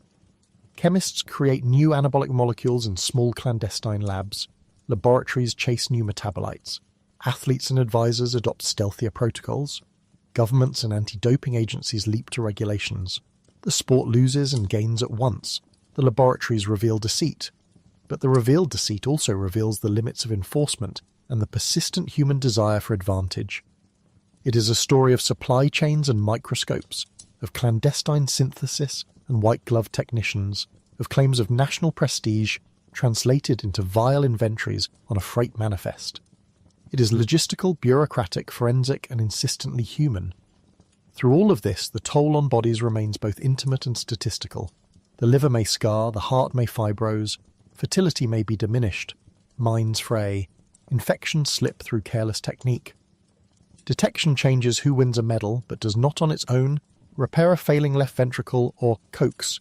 Test is back to full eruptive spermatogenesis. Harm reduction and medico-legal control can blunt the worst of the infectious harms and catch many cheaters, but they cannot erase the biological compromises bartered for fleeting strength. It is an old paradox. The tools that made sport safer, tests, regulations, clinics, also make the pushing harder and medicines more cunning. The laboratories are modern sentinels, patient and precise, able to overturn podiums years after the whistle. Public health offices are quieter guardians, able to vaccinate and advise and needle exchange and sometimes to save a life. But neither the lab nor the clinic changes the simple arithmetic of biology. The wrong chemicals in the wrong doses, repeated and combined with hubris, exact a price. If the history of anabolic androgenic steroids is a ledger, one column tallies medals and mirrors, the other lists hospital reports, shattered endocrine axes, and the slow accrual of vascular disease. The ledger balances, not always fairly, not always visibly, but it balances, and the balancing is ruthless. The first legal moves against anabolic drugs arrived not with a bang, but with a small official scratching of pens in quiet rooms where medicine and law met, where pharmacists kept ledgers, and where regulators, alarmed by headlines about athletes and bodybuilders, began to ask whether the thing that promised muscle and repair could also be a matter for courts. For decades after testosterone was isolated and synthetics were devised, governments treated these molecules as medicines, prescription-only substances to be handed out by doctors who were expected, if imperfectly, to weigh risk and benefit. That was the polite fiction. The reality on the ground in the 1960s and 70s was messier. Sports laboratories were learning to chase metabolites. Track coaches kept their own little chemistry cabinets. Teenagers swapped pills behind gym mirrors. Law, slow and bureaucratic, was watching two theatres at once, the clinical and the recreational, and trying clumsily to fit both into existing categories. The United States gave that bureaucracy new teeth with the Controlled Substances Act of 1970, a comprehensive attempt to put drugs into schedules and to give authorities a framework for punishment and control. The Act was not written with anabolic steroids at its centre. It was a general instrument for a landscape dominated by amphetamines and narcotics. It did, however, create a legal architecture that could be amended. When Congress finally turned its attention to anabolic androgenic steroids, it did so as a reaction to a cascade of social anxieties. The spectacle of performance-enhanced triumph, the medical reports of harm, and the rise of an open market in hormone precursors sold as innocuous supplements. In 1990, the Anabolic Steroids Control Act placed many anabolic steroids under Schedule 3 of the Controlled Substances Act. Overnight, these chemicals that had been sold through pharmacies, clinics, and a growing semi-legitimate supplement trade acquired the status of contraband unless a physician wrote a prescription. Possession without a prescription, distribution beyond modest limits, or trafficking across state lines could now be met with criminal penalties. The law was, by design, surgical. It left a narrow corridor for therapeutic use while sharpening the state's ability to prosecute dealers. Internationally, the legal architecture followed a different rhythm, more hesitant and more sport-focused. The International Olympic Committee, which had been testing athletes since the late 1960s and early 1970s, pressed for harmonised rules. By the 1970s and 80s, anabolic steroids were squarely on the list of banned substances in elite sport. The high public drama of doping failures, Ben Johnson stripped of his 100-metre gold at Seoul in 1988, the Festina scandal that wrecked the 1998 Tour de France, brought governments together. In 1999, under the uneasy glow of these scandals and the pressure of public opinion, the World Anti-Doping Agency was created with the stated aim of standardizing rules and tests across borders. Its World Anti-Doping Code, adopted in the early 2000s, became a quasi-legal instrument that many national sports agencies and governments embraced. UNESCO, worried about sport as a global cultural good, adopted the International Convention Against Doping in Sport in 2005, inviting states to bind themselves to principles of cooperation and enforcement. These international moves did not and could not erase national differences in criminal law, but they made doping a transnational concern. A failed test in Moscow could lead to a police inquiry in Madrid, a customs seizure in Los Angeles, and a public scandal in Tokyo. The move from medical regulation to criminalization produced the paradox that anyone who had half expected a neat victory against doping might find oddly absurd. The tighter the legal net around pharmacies and legitimate supply chains, the more creative the market became. When the Anabolic Steroids Control Act and later amendments, most notably a broader patchwork of laws in the United States in 2004 that expanded the list of controlled compounds, and the Designer Anabolic Steroid Control Act of 2014 that attempted to outlaw whole families of new analogues, closed certain doors, sellers opened others. The supplement industry, protected by the Dietary Supplement Health and Education Act of 1994 in the United States, had already taught a generation of entrepreneurs how to trade at the margins of regulation. Prohormones like androstenedione were marketed as innocuous boosters until congressional attention sharpened after high-profile cases in the late 1990s. Then, as prescriptions grew harder to get and legitimate manufacturing faced more scrutiny, chemistry moved offshore. By the 2000s and into the next decade, raw steroid powders from laboratories in China and India fed an international market that finished, bottled and injected in clandestine facilities from Eastern Europe to Mexico. Postal systems, always designed to move small parcels cheaply, carried micro-shipments across oceans, each parcel a small seam of globalized demand. Law enforcement strategies reflected this transnationalization. The Drug Enforcement Administration and customs authorities in the US increased seizures and prosecutions. Interpol facilitated intelligence sharing. Sports organizations and public prosecutors began to coordinate. Anti-doping agencies worked with police investigators, which was a significant change. A failed test could now set off criminal probes into distribution networks. The net widened. It widened further when chemical ingenuity raced to outpace both tests and statutes. The creation of designer steroids, molecules fitted to be invisible to existing assays, was not a fictional plot but a real calculated response. The most notorious example came in the early 2000s with a substance that was, for a while, a ghost in the system, tetrahydrogestrinone, or THG. THG was deliberately synthesized to avoid the metabolites that laboratories were trained to look for. It was a molecule with an instruction: do your work and leave no trace. That is where law and detection met and sometimes stumbled. Don Catlin, director of the UCLA Olympic Analytical Laboratory, found the trace someone had overlooked by serendipity and persistence. In 2003, his work produced a test for THG, and the chemical ghost was suddenly tangible. Investigative journalists at the San Francisco Chronicle, Lance Williams and Mark Finery-Wada, connected the dots. Prosecutors pursued suppliers. The Bay Area Laboratory Cooperative, Balco, found itself under indictment.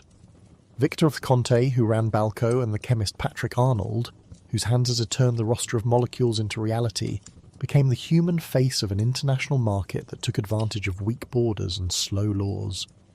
For the athletes implicated, Marion Jones, Tim Montgomery, Barry Bonds, among others, the legal consequences were uneven. Sporting bans, public disgrace, criminal prosecutions in some instances.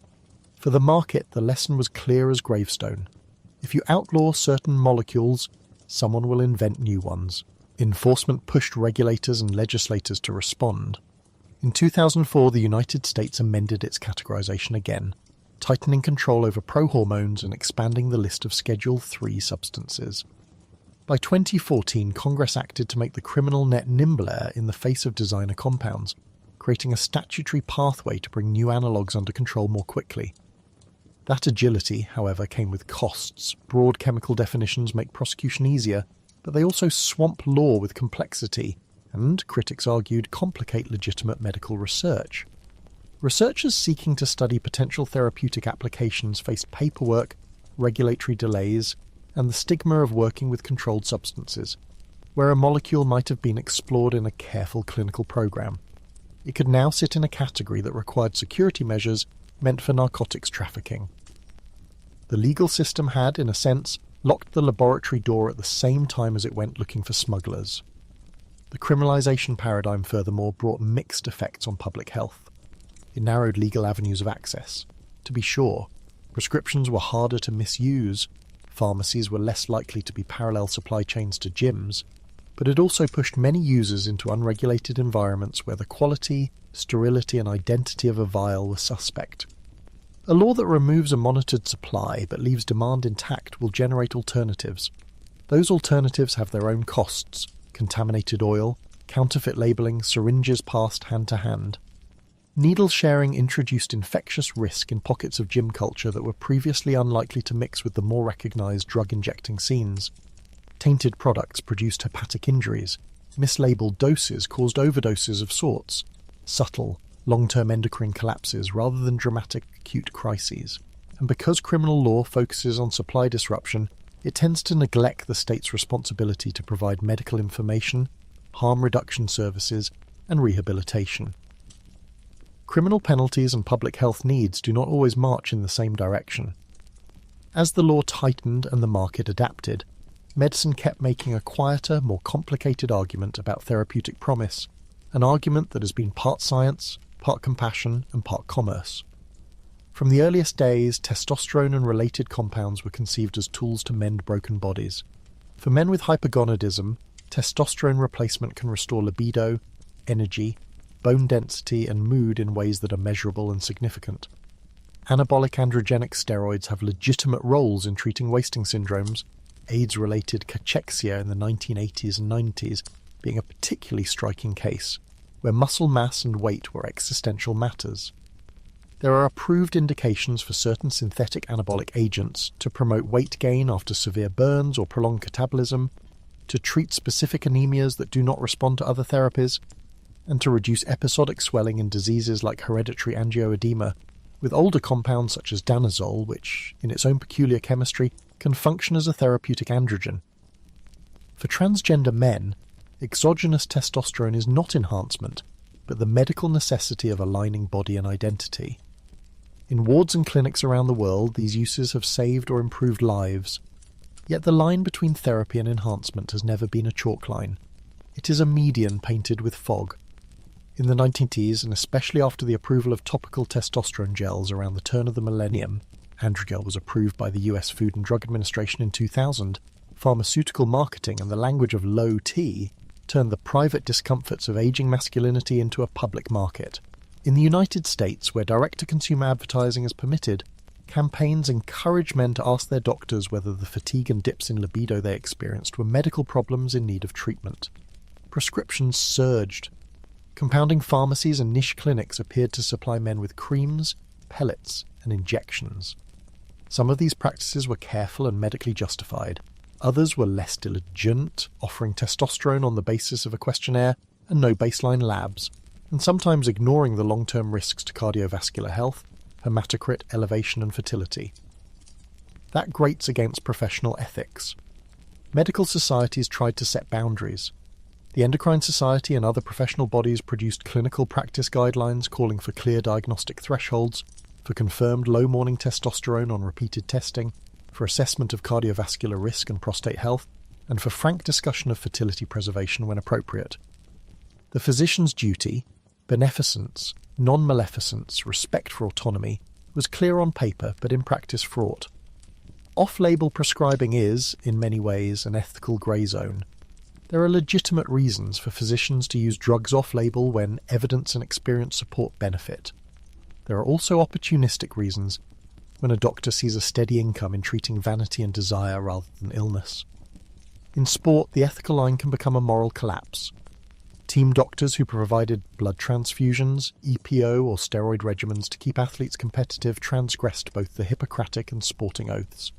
Spanish physician Eufemiano Fuentes, a central figure in Operación Puerto in 2006, delivered a systematic program of blood manipulation to elite cyclists.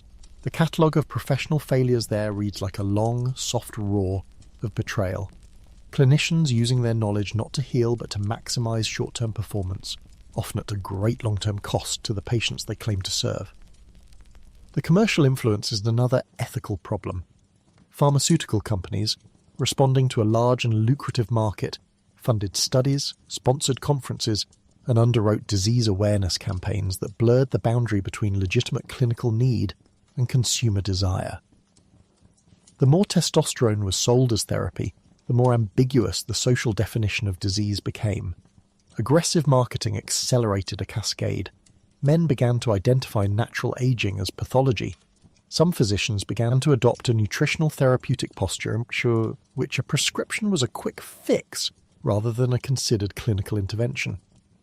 Where regulation criminalized non-medical supply, commerce found legal channels and sometimes partnered with sympathetic practitioners to keep the flow going. The irony is sharp. The law that sought to close one set of gates opened another. Clinical practice and advertising as the new conduits for the same hormones. Clinically, physicians carry responsibilities that extend beyond prescriptions. They must counsel on fertility because exogenous androgens suppress gonadotropin secretion, causing testicular atrophy and impaired sperm production. They must monitor hematocrit to avoid thrombosis. They must watch liver tests when 17-alpha alkylated oral agents are considered. Because hepatotoxicity is a real and documented risk. For athletes, physicians are also gatekeepers of integrity. They steward therapeutic use exemptions and are the last line between an earnest medical need and a sporting advantage. Yet the temptation of money, fame, or national pressure has at times overridden those professional obligations. In authoritarian sports systems, physicians sometimes acted as agents of the state rather than advocates for the patient. The East German sports machine, for example, institutionalized doping with medical personnel complicit in administering and monitoring performance drugs for political ends. The human stories are where law and medicine, crime and commerce, produce their most visible scars. In the archives of Cold War sport, there is a file a bit too thick to be decorative. State Plan 14.25, the GDR's clandestine program, which ran through the 1970s and the 80s and involved systematic administration of performance enhancers to athletes, including teenagers. Documents recovered after reunification revealed a machinery of dosages, laboratories, and medical justifications. Athletes were often given little real information and less real consent. Some, like the shot putter who later became Andreas Krieger, born Heidi Krieger, came to understand that her body had been systematically masculinized by those treatments, with consequences for voice, reproductive function, and identity that persisted into adulthood. Krieger's story of a girl turned into a world-class athlete and later into a man who recognized that the transformation had been enforced rather than chosen, moved public opinion and became a touchstone in debates about ethics and reparations. It is impossible to read that history without feeling the cold biology of coercion. Another set of voices came from more public, better-funded scandals. The Balco case in the United States produced a constellation of fallen stars and embarrassed institutions. Marion Jones lost her medals and served time for perjury. Tim Montgomery and others saw records erased and careers ended. Balco's supplier network, its chemists and trainers, and the athletes they serviced moved seamlessly across the porous border between medical secrecy and criminal enterprise. When Don Catlin's testing revealed THG and prosecutors converged on Balco, the legal machine whirred. The market learned. The public was outraged, and for a while the anti-doping movement won a moral victory. But the victory was partial, chemical adaptation was rapid, the appetite for performance secure, and the underground networks resilient.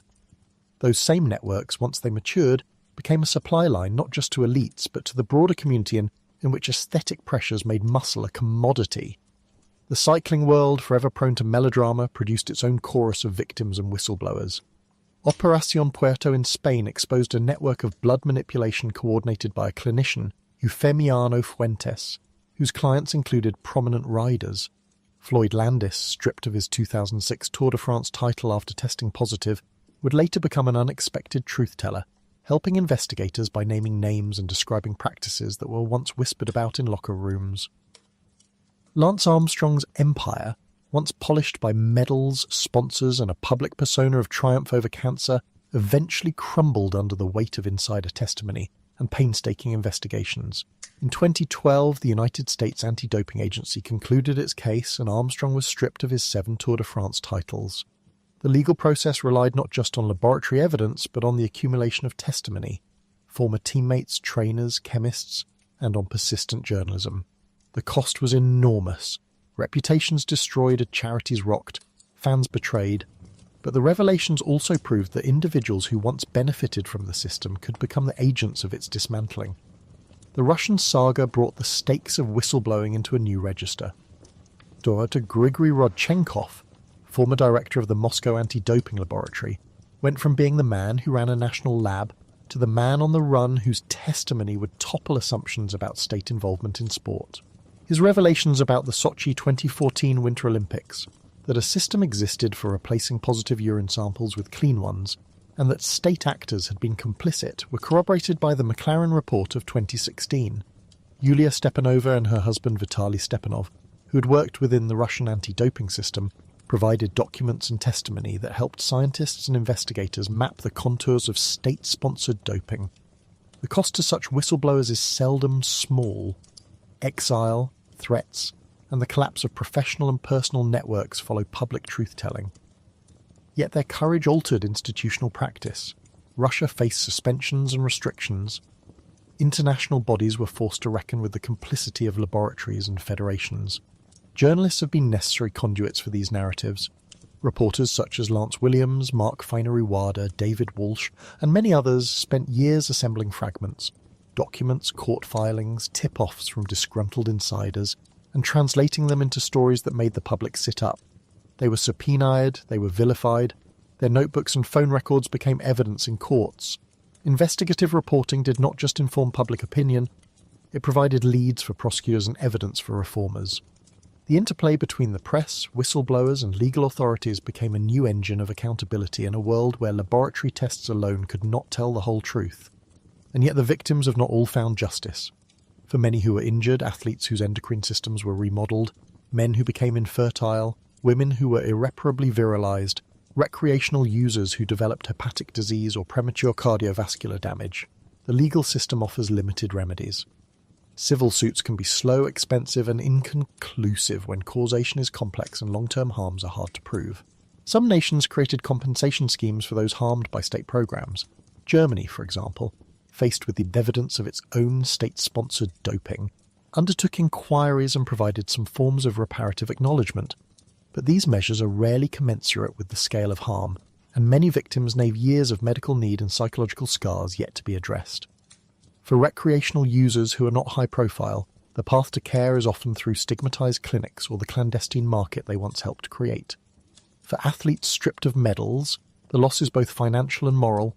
Endorsements are withdrawn, records excised from history, and the shape of life once centered on sporting achievement is altered beyond repair. Whistleblowers too often pay a steep price. Grigory Rodchenkov received protection, but also permanent exile and sustained threats. Yulia Stepanova competes under a cloud of uncertainty about her career and safety. Floyd Landis became a pariah among some, and a witness for the prosecution among others. Their narratives are often messy. Few are saints, many are self-interested, but most contribute crucially to the public record. The moral calculus of whistleblowing is not simple. It is wound through with pain. Yet without them, large-scale abuses, state programs, organized doping rings, chemically engineered secrecy, would remain invisible or remain mere rumour. Their testimony has shaped policy. It helped to prompt the McLaren report, it kept the Balco revelations alive, and it pressured international bodies to confront institutional failures. Where this leaves us is intentionally, painfully ambiguous. Law, by criminalising supply and tightening schedules, did reduce certain visible avenues of access. It enlarged the toolkit of investigators and imposed costs on traffickers. Yet criminalisation also pushed some activity into darker places, where harm became harder to measure and less likely to be met with medical oversight. Medicine offered tools to heal, testosterone for broken bodies, synthetic agents for wasted tissues, And yet the same expertise, when misapplied or co-opted by states and markets, became a vector for coercion and enhancement. Victims and whistleblowers have pulled those fabrications into the light, forcing recognitions and reforms and sometimes compensations, but not always full redress. The questions that remain about how to balance criminal justice with public health, how to protect vulnerable athletes and patients, how to permit legitimate research without opening doors to misuse, are legal, medical, and ethical at once. There is one last thing the quiet files show, if one reads them like one reads the pages of a patient's chart at 2 a.m. Policies and statutes are full of good intentions, but intentions do not change bodies. Laws can make a sale illegal. They cannot, on their own, repair a liver scarred by a 17-alpha-alkylated oral steroid or restore the fertility suppressed by years of exogenous hormones. Medicine can offer replacement and monitoring, but it can be corrupted by commerce. Whistleblowers can reveal the architecture of deceit, and journalists can map it for the public, but they cannot always deliver care. The problem, therefore, is not merely judicial or regulatory. It is clinical, ethical, and human. It sits in the quiet of waiting rooms where men answer questions about desire and identity. It sits in the hands of physicians who must choose whether to write a prescription. It sits in the test tubes and soldered glassware where a chemist might be tempted to invent a molecule just complex enough to evade a law. In the end, the history of anabolic drugs is a story about the movement of power, the state's power to prohibit, medicine's power to heal and sometimes to enable, and commerce's power to normalize what was once illicit. It's also a story about the fragile agency of individuals who, in the face of institutional pressures and aesthetic ideals, sought strength and were often repaid with injury. The dialectic of control and innovation continues. Laws are passed. Chemists design around them. Laboratories develop new assays, and traffickers find other routes. And the voices, the victims, the clinicians, the journalists, the disgraced and the repentant, keep insisting on a truth that statutes do not always register, that the first obligation of any system is to attend to bodies with care, to preserve dignity, and to repair, as far as possible, the damages that policy and enthusiasm have inflicted. So the legal instruments keep being sharpened, the medical guidelines keep being revised, the whistleblowers keep telling their stories. The public sleeps uneasily, and the markets never truly rest. It is a slow, ongoing conversation between those who would make rules and those who must live with the results. Sometimes the conversation is civil and fruitful, sometimes it is litigious and bitter, often it is both. In the quiet after the headlines, in the same rooms where physicians once wrote prescriptions and coaches once wrote dosage schedules, survivors tell their stories seeking recognition if not restitution. They are the unpredictable human element in a history otherwise given over to statutes and laboratories, and they are, finally, the measure by which any law or medical practice should be judged. After Balco, the map of chemical enhancement looked less like a straight road and more like an archipelago. Small secret islands of molecules rising from the ocean of regulation, each one promising a faster, cleaner route to strength and then vanishing before the Coast Guards had time to draw new lines on their charts. The story of tetrahydrogestrinone, THG, the so-called clear, became a parable for that new geography. In the spring of 2003, an anonymous vial arrived at the United States Anti-Doping Agency. It was a pale, unremarkable capsule, the kind of thing that could be tucked into a gym bag or mailed in a padded envelope. Inside it was a thing chemists later described with bland technical exactness, a synthetic steroid nobody in the field had a reference standard for. It was, in other words, a molecule designed to be invisible to the library of tests developed over decades by laboratories in Lausanne, Montreal, and Los Angeles. Don Catlin at UCLA, a man whose name would become synonymous with sports forensics, took the case. He and his colleagues had to invent a mirror before they could see the face in the glass. They turned the anonymous sample into a reference standard, built new mass spectrometry signatures, and, with that slow, elegant forensic patience that is part chemistry and part sleuthing, they revealed a pattern that matched a larger distribution network tied back to a Bay Area company run by Victor Conte and to a chemist named Patrick Arnold, who'd been tinkering with chemical structures in a way that would make regulatory lists look quaint. There are details here that read like a procedural manual for evasion. Work in small batches. Change a double bond here, a methyl group there. Ship raw powders from an anonymous mill in Shenzhen. or a lagging factory in Eastern Europe to an American compounding lab that bottles vials and writes pleasant labels, use coded language in message boards and gym gossip, sell to a trusted ring of athletes and coaches who value discretion above prescription. The logistics were crude and modern at once, a whisper network stitched across international borders, postal systems and private couriers. The chemists were doing what chemists often do best, tinkering, testing, iterating, but without the restraint of ethics committees or institutional review boards. In the lonely hours of their garages and rented lab space, molecules were born that had never met a human clinical trial. They met instead the fluorescent light over a weight bench. What changed after THG was less a single law than an accelerating game of molecular improvisation. If the old era was a duel, a known compound against a known test, the new era looked like jazz, improvised riffs on a theme. A molecule could be altered in a way that retained androgenic potency, but shifted its mass spec fingerprint enough to slip past an assay, and then, overnight or over a few weeks, the suspicious athlete would receive a new bottle with another slight tweak. Anti-doping chemists learned to recognize the pattern and to demand reference materials. Clandestine chemists learned to produce new materials more quickly. The pace changed. The stakes rose. Into this setting walked a new class of promise, selective androgen receptor modulators, better known as SARMs. Conceived in pharmaceutical labs as a gentler way to treat muscle wasting, osteoporosis and cachexia in the frail and elderly, SARMs embodied a beautiful idea, an agent that could whisper to muscle and bone without shouting at the prostate or the liver. At the bench, the science looked elegant. In some early trials, molecules like ostarine, enobosarm, LGD4033, ligandrol, andorin, often called S4, and radfoy, testalone, produced increases in lean mass with fewer of the classical steroidic side effects. In the language of drug development, they were tissue selective. In the language of commerce, they were a dream, orally active, potent, and not, at least initially, on the forbidden lists. The dream, as dreams will, quickly forked into a market. By the late 2000s and into the 2010s, the pathways from bench to black market shortened. Pharmaceutical companies running trials would post preliminary results. Entrepreneurs and forums read them like roadmaps. Suppliers offering research chemicals began to market SARMs with the careful language of plausible deniability, not for human consumption, and the internet became an express courier for the new frontier. Athletes, bodybuilders, and weekend warriors found the pitch irresistible. The promise of targeted gains without the drumbeat of gynecomastia, without the need for injections, without the obvious smell of a gym locker room full of old steroid myths. The regulators moved more slowly.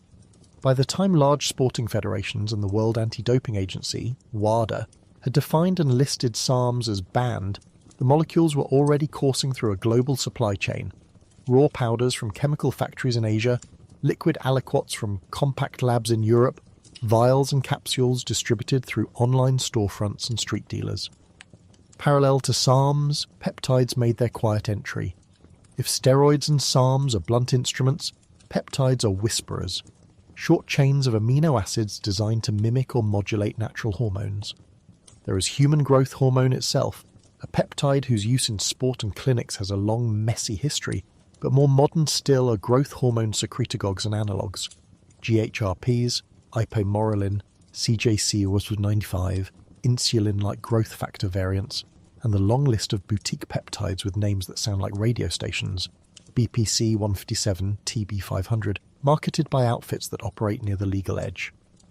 These compounds are often made to high chemical purity but shipped in little amber vials with cold pack couriers and a chain of custody as fragile as a rumour. They require care, refrigeration, sterile syringes, knowledge of dosing and timing. They also promise precision, targeting recovery, tissue repair, fat metabolism in ways that conventional steroids did not pretend to do. The promise has a cost. The long-term safety data on most of these peptides and on SARMs are thin to non-existent.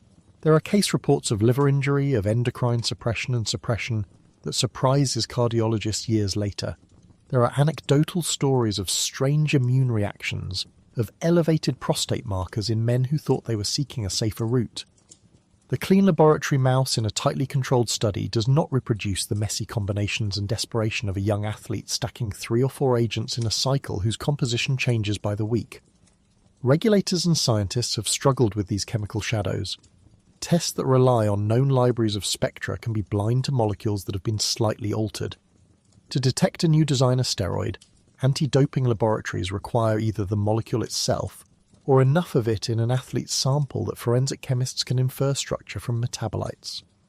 Sometimes the key has arrived anonymously, as in the THG case. Sometimes it arrived because a clinician noticed an odd pattern and reached out. Don Catlin's laboratory is a single luminous example of the work.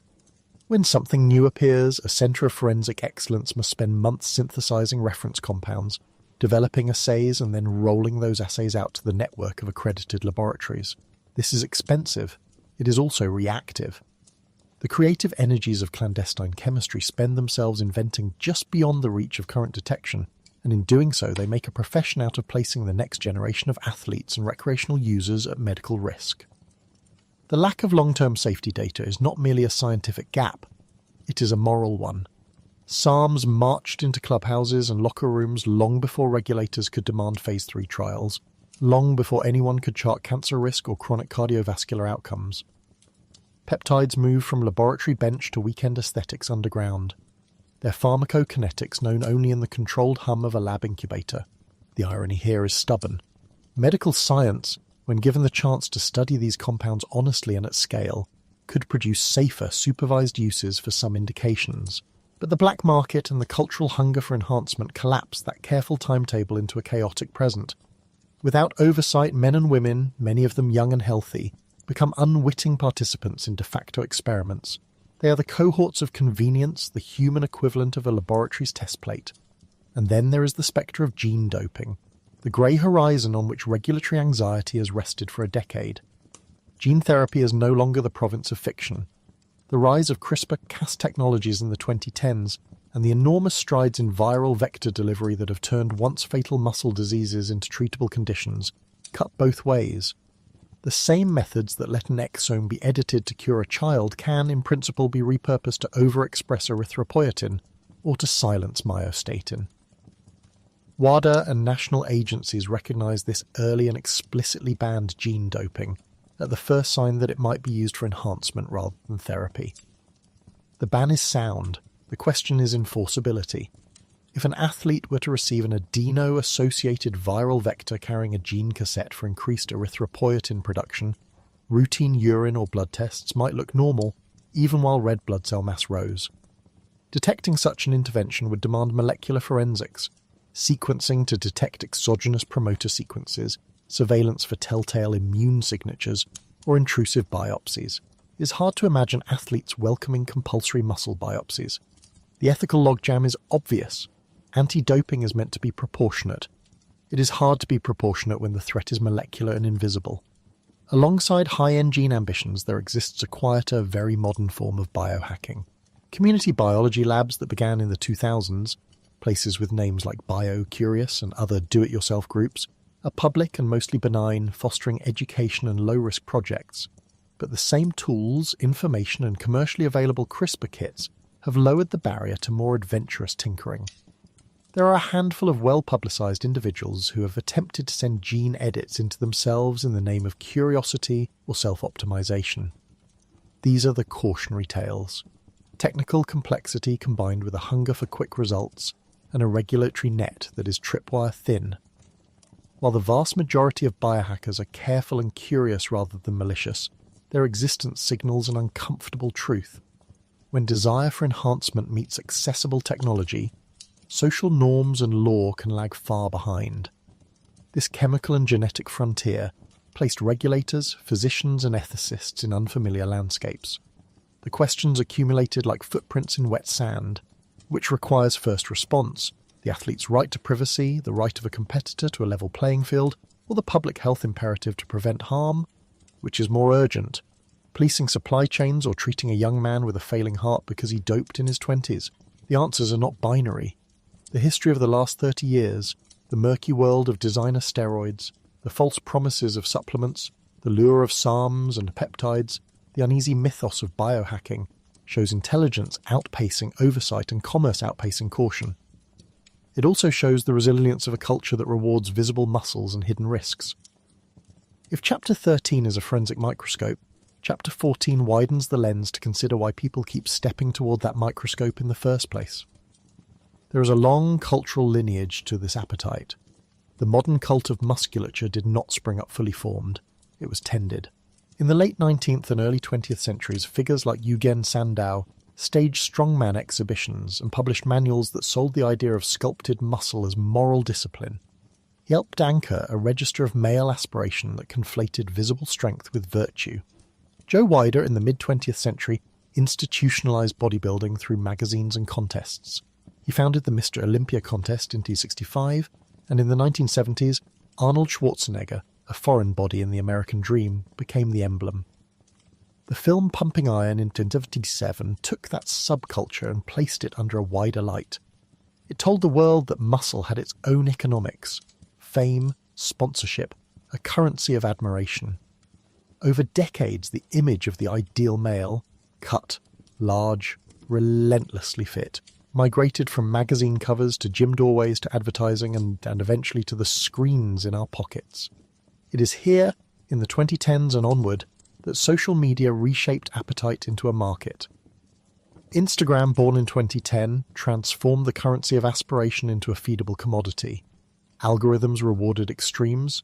The more dramatic the before and after, the more likely a body would be amplified and monetized.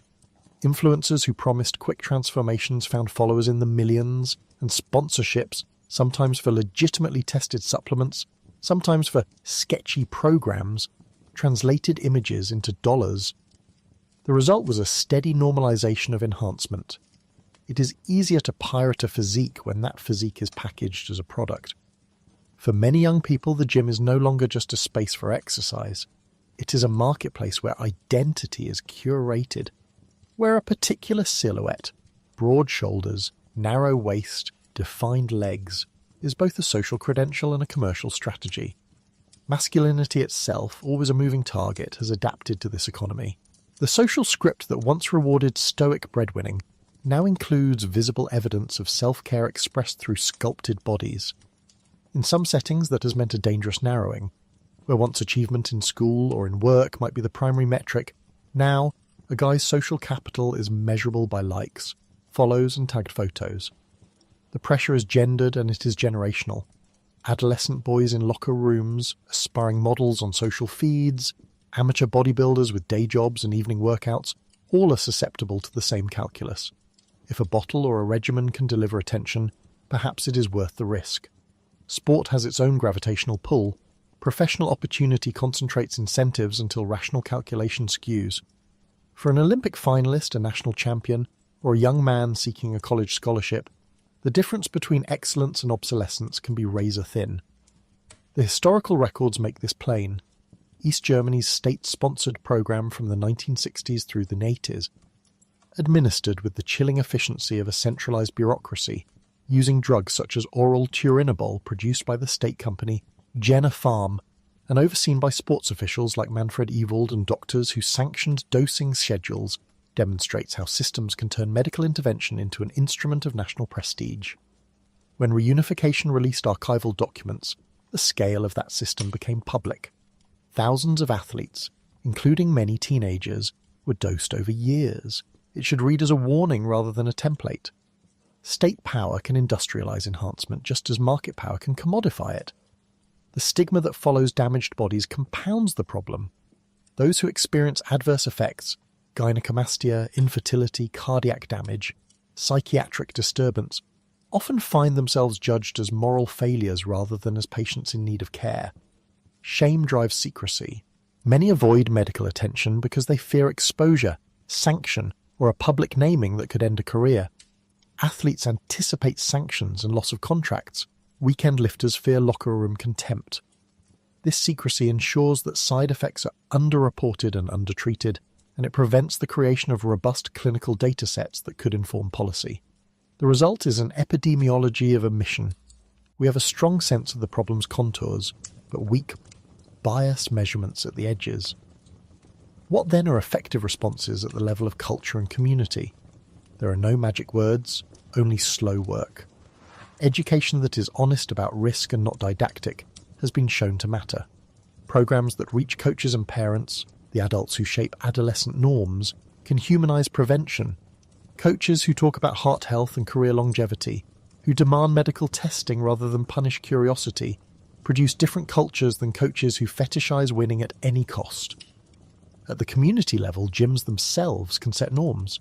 Trainers who refuse to tolerate dealers in locker rooms, fitness platforms that refuse to shop or sponsor miracle transformation products, local health services that offer confidential counseling and screening. Social media companies, for their part, can adjust their reward algorithms and advertising policies to de-emphasize exploitative or misleading fitness advertisements. Regulators can regard the supplement industry with more skepticism and demand better proof before a product is allowed to claim performance benefits. And yet policy must be pragmatic.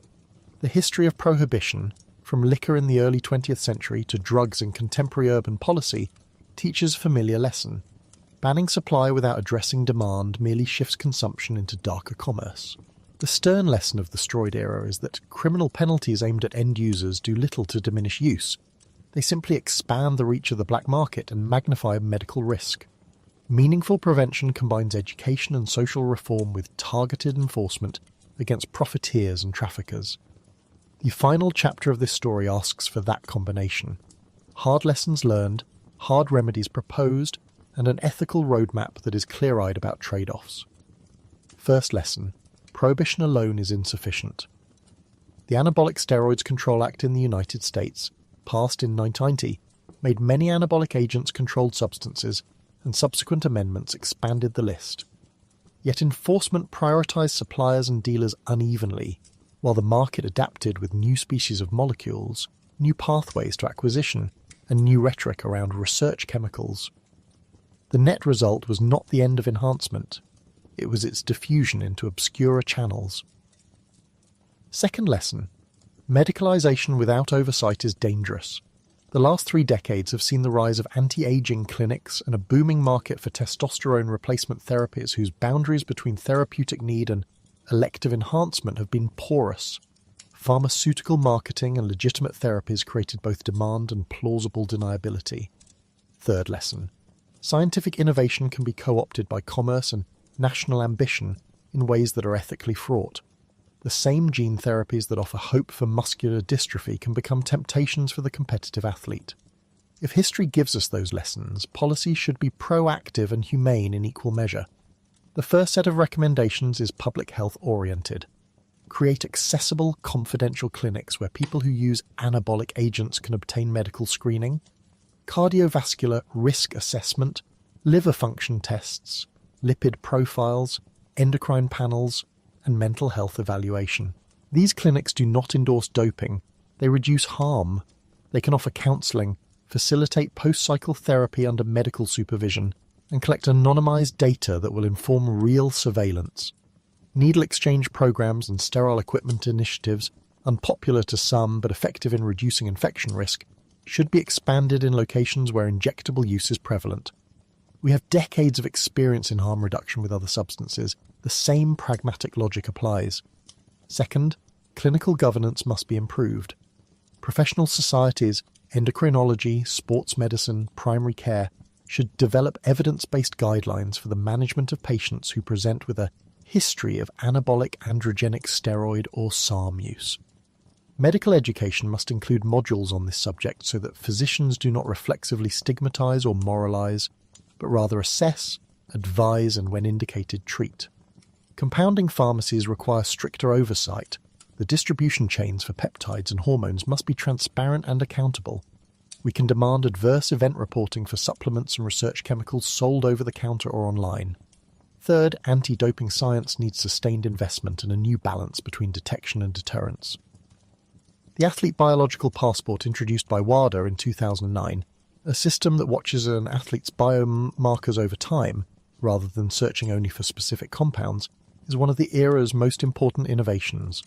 It should be fortified with investment in untargeted metabolomics and in international databases that allow laboratories to share novel mass spectra and forensic signatures quickly.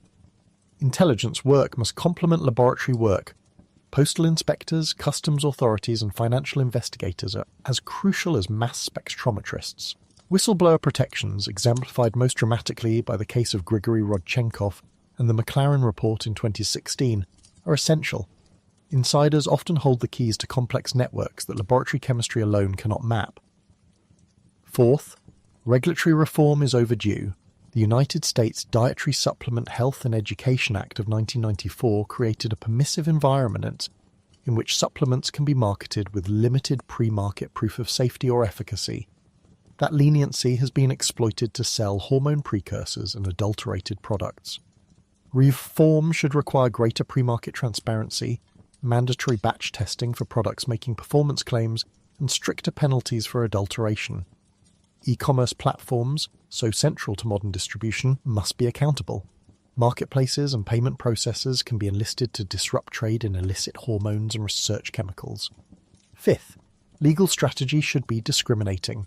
Criminal penalties should focus on high-level traffickers and unscrupulous manufacturers rather than on users who are often acting under social pressure and misinformation. Diversion programs, counselling and medical follow-up are more likely to produce better public health outcomes than incarceration of end users. At the same time, criminal investigation should be robust when commercial actors knowingly contaminate supplements or distribute untested pharmaceuticals for profit. Finally, culture work is slow but non-negotiable. Media literacy programs for young people, coach and parent education, and campaigns that expand images of healthy masculinity will alter demand. Sporting institutions must align incentives differently. Reward systems should privilege longevity, teamwork and skill development rather than singular displays of size. Celebrity spokespeople can be enlisted to model balanced behaviour. Those with enormous followings can help turn down the lights on the cult of perpetual transformation. Ethically, the roadmap must respect autonomy while protecting the vulnerable. An adult should be free to make informed choices about their body, but informed consent requires reliable information and realistic understanding of risk. Sporting fairness requires that some forms of enhancement remain off-limits in competition. To allow otherwise would be to convert sport into a contest of resources rather than of skill. Yet the society that imposes these limits has a responsibility to care for those who break them, intentionally or otherwise. Punishment without rehabilitation is an ethical impoverishment. There is also a place for research. The very problems of SARMs and peptides demand that legitimate, well-funded clinical trials proceed to test whether selective agents can safely treat disease, to define long-term risks, and to find therapeutic windows that could be exploited clinically, but guarded against in sport. Wastewater epidemiology and poison control centre surveillance can become early warning systems for emerging substances. National registries and longitudinal cohorts will take decades to build, but will repay the effort with better knowledge and fewer tragedies. In the end, the history of artificial strength is both a saga of innovation and a cautionary tale. Chemists will invent, marketers will sell, humans will push the limits of their bodies for reasons as old as desire itself. Vanity, survival, competition, identity. The task for regulators, physicians, and communities is not to stamp out desire. That would be both futile and inhumane, but to channel it into safer, more honest paths. The map will keep changing. That is inevitable. What need not be inevitable is the human cost. If we combine harm reduction with robust science, if we treat users with care rather than contempt, if we police supply chains while reforming cultural incentives, we can hope to narrow the archipelago of dangerous molecules and instead build bridges. Clinics that offer help, labs that do not rush compounds to market, sporting bodies that value fair play and long lives as much as medals, and communities that teach young people to prize the integrity of their bodies as well as the applause that follows them. The chemical frontier will always lure us. That is the human condition, to seek advantage, to invent, to improve. The question for a humane society is how to steward that impulse. We are not doomed to repeat the history of damaged bodies. We can choose a different path, to regulate wisely, to research generously, to educate consistently, and to respond compassionately. It is not a quick fix. It never is. But then, the slow work of rebuilding norms and protections has its own quiet dignity, and in that period of so deliberate labour there is hope. Perhaps the small, steady sort that keeps a night watch, keeping the worst of the waves at bay so that people can sleep, and, when morning comes, lift weights and run and age with fewer regrets.